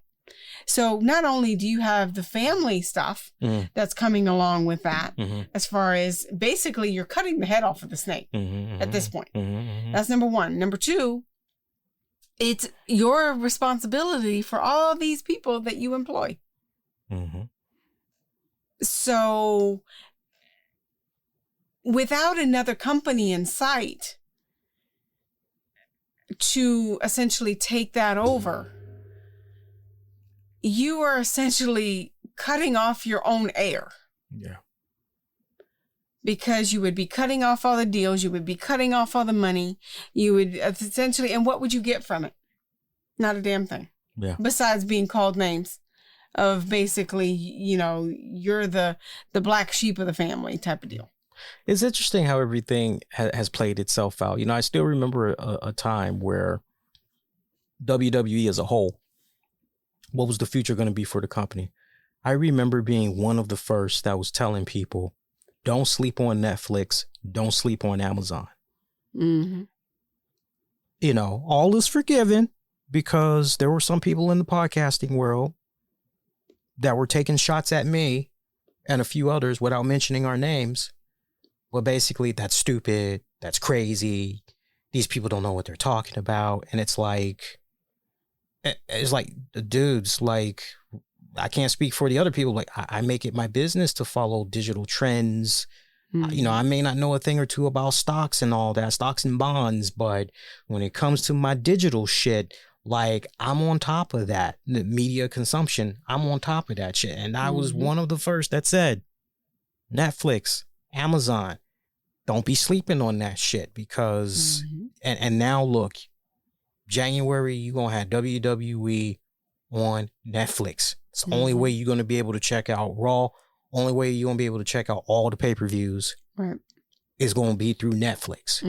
That is just, you know, it's like, wow. And then at the same time, it's also kind of sad because, and it just, even if there was X amount of money to be made, just the fact that once Vince McMahon is dead, just knowing that it's not going to be anybody in the family that's going to continue on with the company. That's what makes it all kind of, you know, yeah, you're happy for all the great success and the money and just everything that's coming along, which is like, wow. After 70 plus years, 80 plus years, whatever the fuck it is, it's like, it's no longer a family-owned business. It's no longer a family-owned business. Well, hell, actually, at this point, it really isn't that now. Yeah. I mean, yeah, he's part of the family, but it's not a McMahon. No. And to the point where, you know, one didn't want it. The one who did want it, it was almost like, no, you sit down. It actually. Say it. It's the perfect example. Say it. Of say it. Oh Lord! Well, I'm smart. I can do things.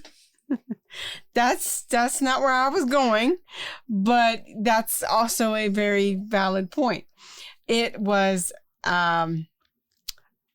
Tommy's power book and Vivian or whatever her name is. No, I know it's Godfather. It's more Godfather than Power. No. Well, yeah. Well, Shane McMahon is fucking Fredo. Well, or what's his face from as being the son, and then the daughter who wants it. That's what I'm saying. Shane is Fredo. Triple H is Robert Duvall. Yeah, Hagen. Is Tom Hagen. Stephanie is kind of tricky because you can look at her and you can go, well, she kind of fits the Sunny realm, but then she also kind of fits the Michael Corleone realm a little bit. Yeah. Right? She's a tricky one as far as the casting goes. Vince is definitely Vito Corleone. You know, but you know, to a degree. You know, he's Vito Corleone. Yeah. That's a trigger. Yeah, I mean, I can see the Power elements, the Power of the TV show. I can see the elements. Power of the TV show in reference to, you know, you have the Vince who wants to then hand down this company to his son, his heir, and the son doesn't want it. You know, Stephanie. But the daughter who is chomping at the bit, Dad, give me more, give me more, give me more. I want to do this. And you're like, yeah, just go sit down somewhere. Yeah.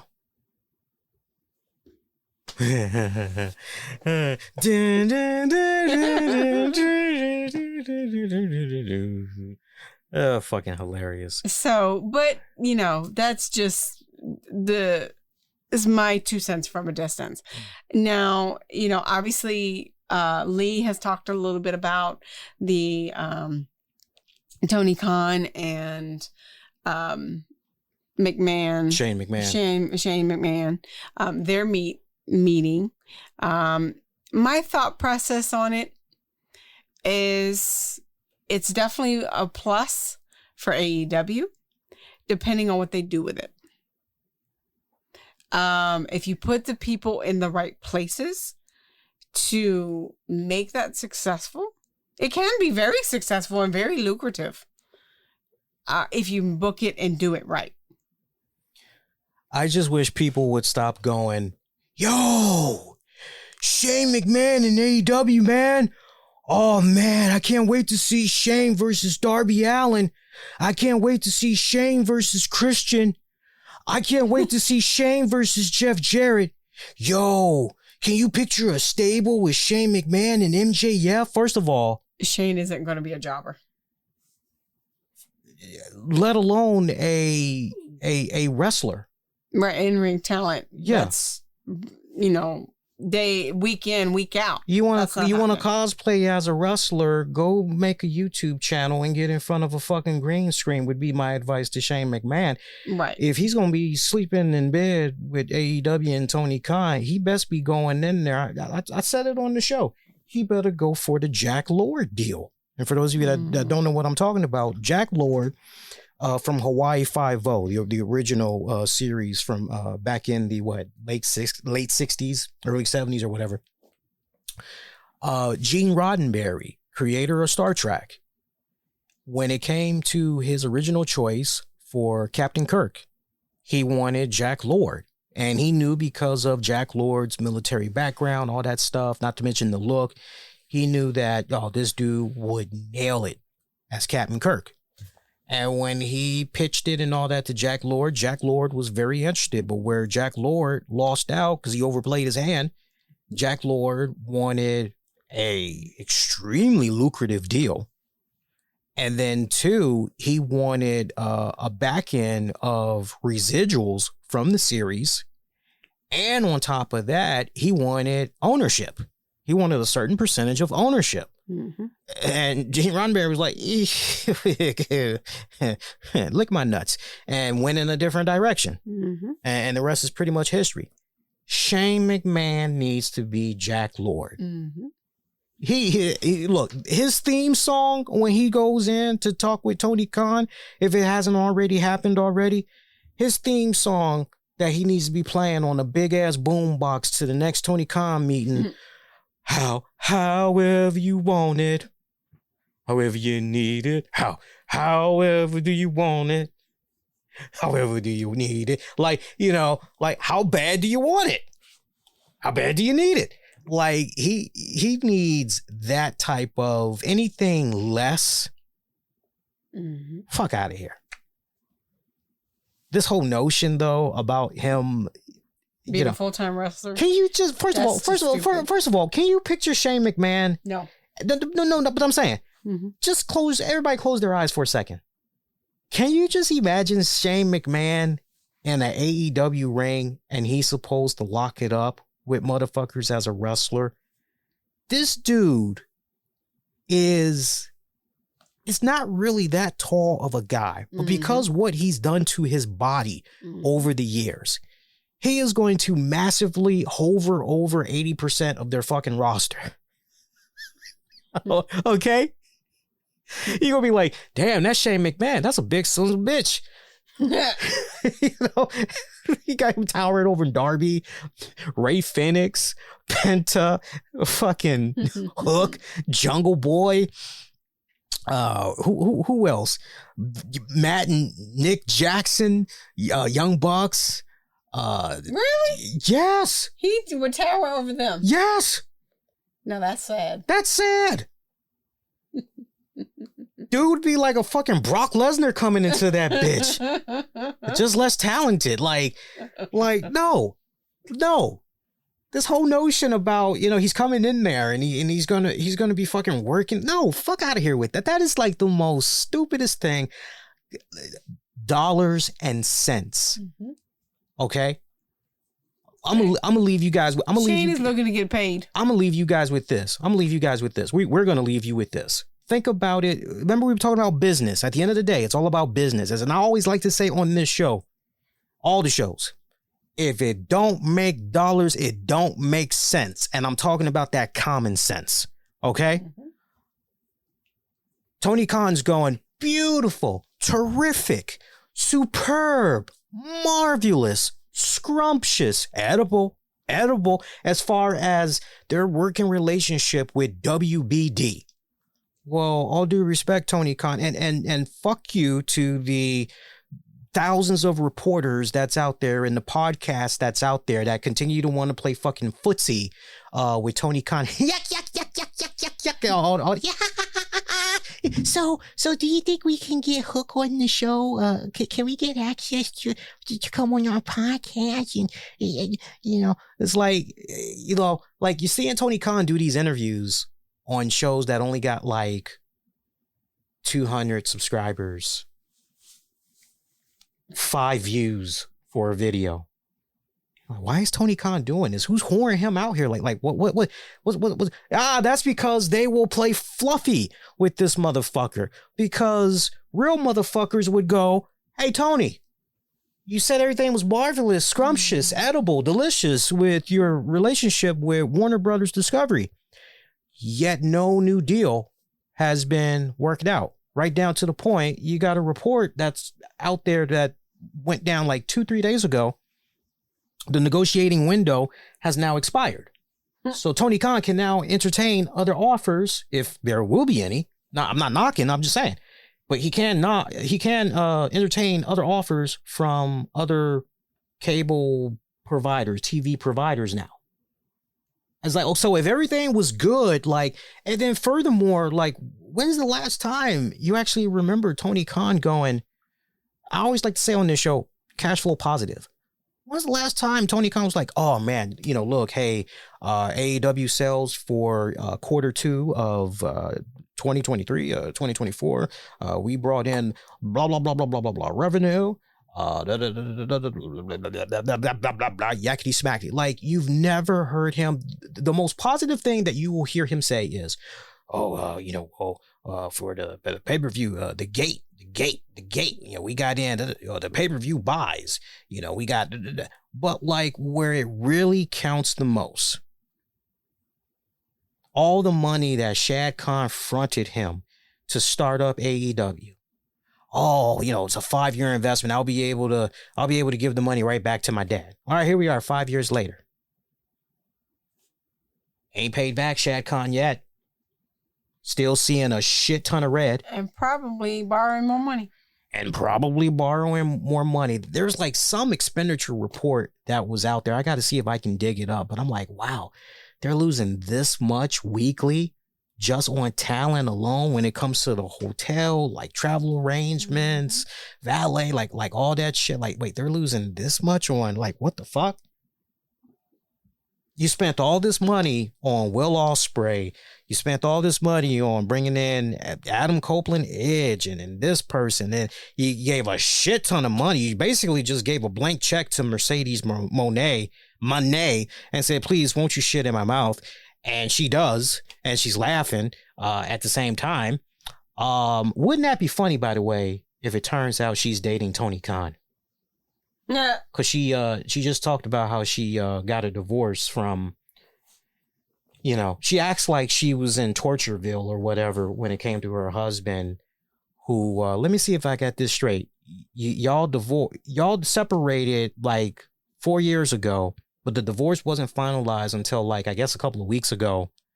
And this motherfucker been making your outfits this whole time. I'd have been like, bitch, lose my number. that wouldn't have been me. That wouldn't have been my black ass. No, I've been like, lose my number. You're gonna roll like that, you can lose my number. But wouldn't that be something if she was dating Tony Khan? Like, I would not be surprised to hear that she's been dating somebody. Had a hard-on for Jade Cargill. Shit, Tony Khan wouldn't have known what to do with Jade, even if she was available. That's too much woman for him. I think Mercedes Moné is too much woman for him. He I was just talking about Dominic Mysterio and Rhea Ripley earlier. Shit. Poor Tony Khan on his hands and knees. Yes, Miss Moné. Yes. Nobody does it better. But no, seriously, like, all joking aside, like, so much red AEW has. So much red. The failed video games. You couldn't even do a free sponsorship that was handed to you on a silver platter, right? With Ric Flair and his energy drink bullshit.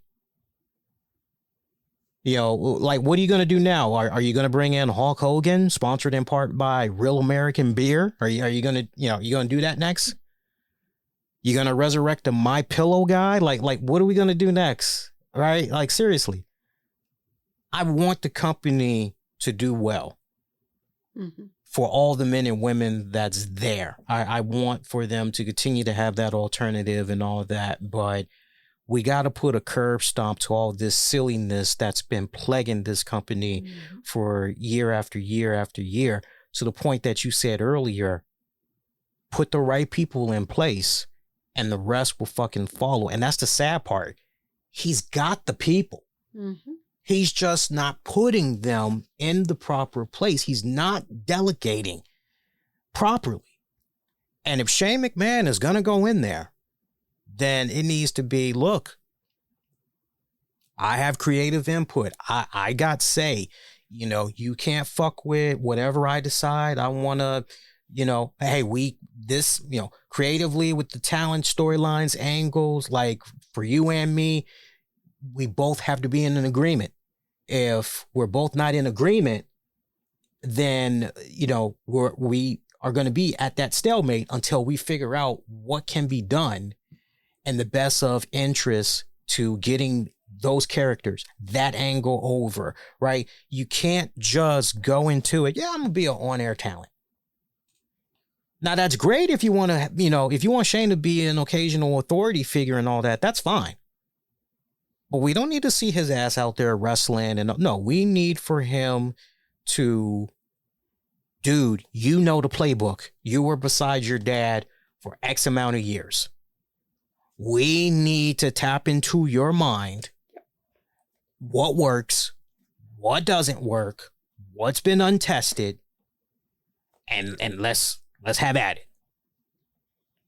That's how you need to fucking operate with Shane McMahon. But yeah, I just had a fucking field day seeing all these people, you know, oh my God, all the dream matchups. Motherfuckers were actually saying dream matchup. I never thought as a wrestling fan, I would hear the words Shane McMahon and AEW dream matchups.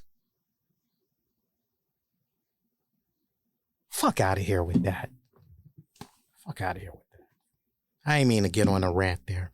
Shout out to our sponsors as we get ready to wrap up. I definitely want to recognize all of our sponsors here. Without them, kind of goes back to what we were saying earlier, man. Content like what you're checking out right now would not be made possible. So I definitely want to show them some love. We're working with this very beautiful OnlyFans model for the next handful of shows, and we're happy to welcome her as a sponsor.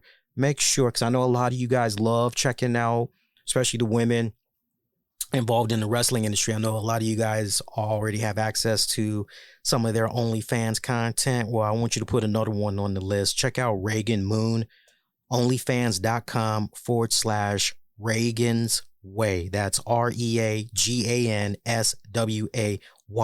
Reagan Moon is one of the newest and hottest content creators that's out there on the OnlyFans market. And not only is she a sweet shy girl next door, but she's also got that nice freaky side as well. I know a lot of you guys are going to enjoy her content. I want you to get on top of her content. Check out that beautiful blonde bombshell, because you can be one of the first subscribers to be saying, yeah, I was part of her meteoric rise coming up through the OnlyFans ranks and all that. Look, I know pretty women when I see them. I married one that's sitting right beside me. Definitely will not be disappointed. Check her out, onlyfans.com/Reagan's Way. True sidebar story. When I originally told Tams that I was going to be working potentially with an OnlyFans model, she groaned at me like Marge Simpson, you know, oh, Homer. You know, she groaned at me, rolled her eyes. And I said, babe, a lot of female wrestlers are doing the OnlyFans now. A lot of fans are doing the OnlyFans. Like, it's a win-win situation. Like, this is fine. Like, we can do this. Like, it's good. And she's just like, Yeah, okay, whatever. And I was like, okay, like just chill. So, yeah. Hey, look, I thought I was gonna end up sleeping on the sofa because I I was a little concerned there. Like, I ain't even seen anything. I ain't even seen nothing. Shout out to Axiom of Alchemy. Check him out at axiomofalchemy.com. We're also brought to you in part by cannaglobe.biz//sweet sensations. If you're tired of dreaming about your own cannabis dispensary, but you're getting stuck on the licensing fees and costs, these guys got the perfect solution for you with their celebrity partnerships. You can own your own cannabis business with full support, even if you have zero experience. They hook you up with the training, handle shipping, take care of everything in regards to licensing, and the best part, 100% legal. Hit them up, cannaglobe.biz//sweet sensations, or give them a call at area code 702-767-0683. We're also brought to you in part by our friends over at the Top Tier Financial Group.com. They are a group of tax attorneys, enrolled agents, CPAs that specialize in tax resolutions, tax preparation, wage garnishment, and bank levy releases.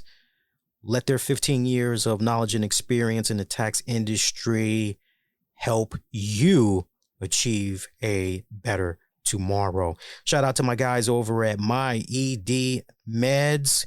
If you're tired of paying all that money for Viagra and Cialis, call the folks at My ED Med at 1-833-693-3633.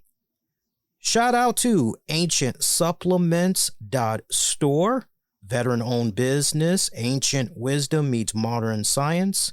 Their supplements are inspired by traditional remedies used by ancient civilizations with enhanced contemporary scientific research.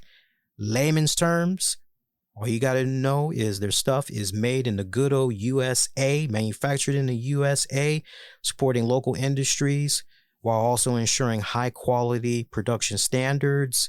Whether you need supplements for focus, clarity, muscle joints, you name it, they got supplements for everybody. Great affordable prices, 100% satisfaction guaranteed or your money back. Last but not least, shout out to my guys over at the Orange and Blue Glory.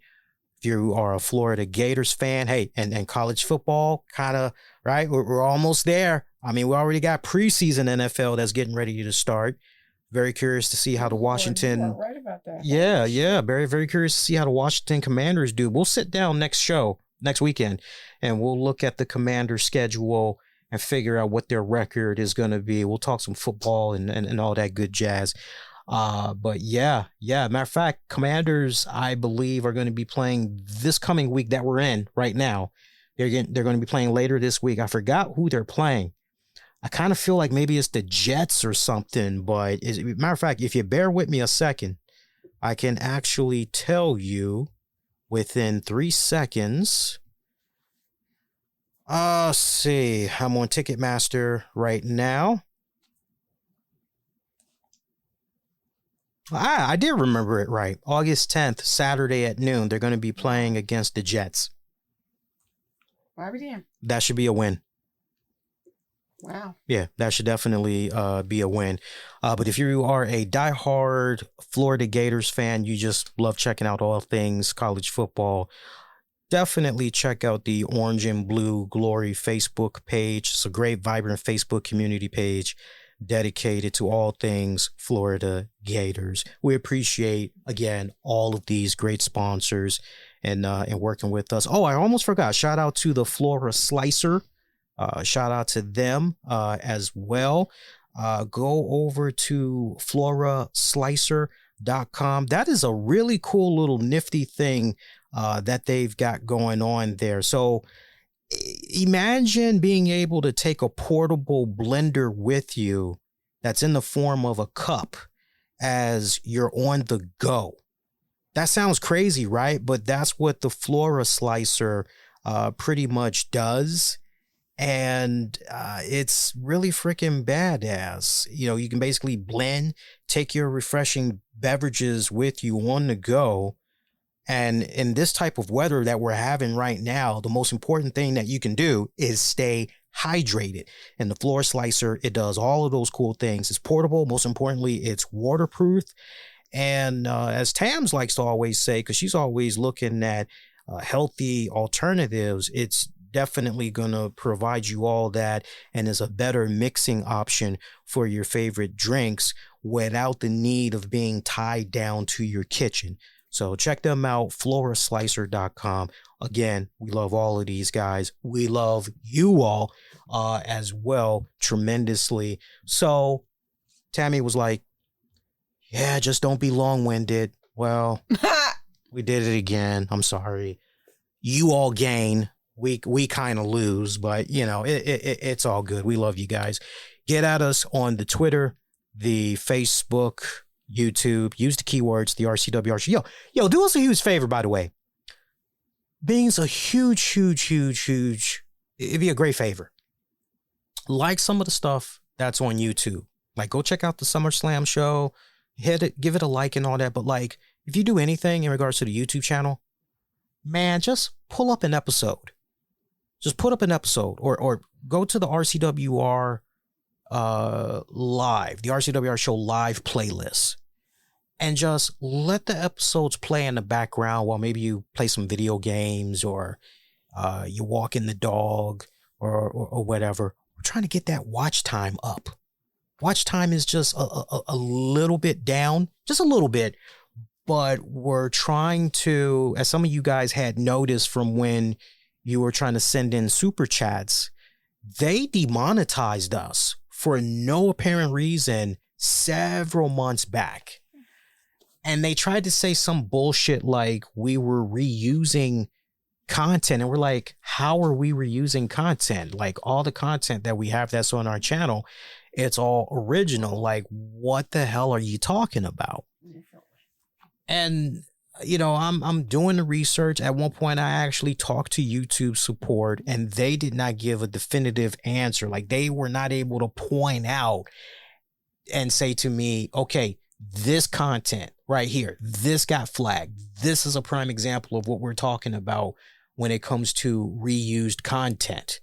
And so I had to scrutinize the channel for about a month and a half, trying to figure out, what is it that they're talking about? I know part of it was content that does not have any commentary added to it, you know, like you're reviewing something or whatever. And one clip that came into mind was when Tom Brady announced his retirement. I remember I had shared a clip on the YouTube channel. Well, apparently they don't like stuff like that.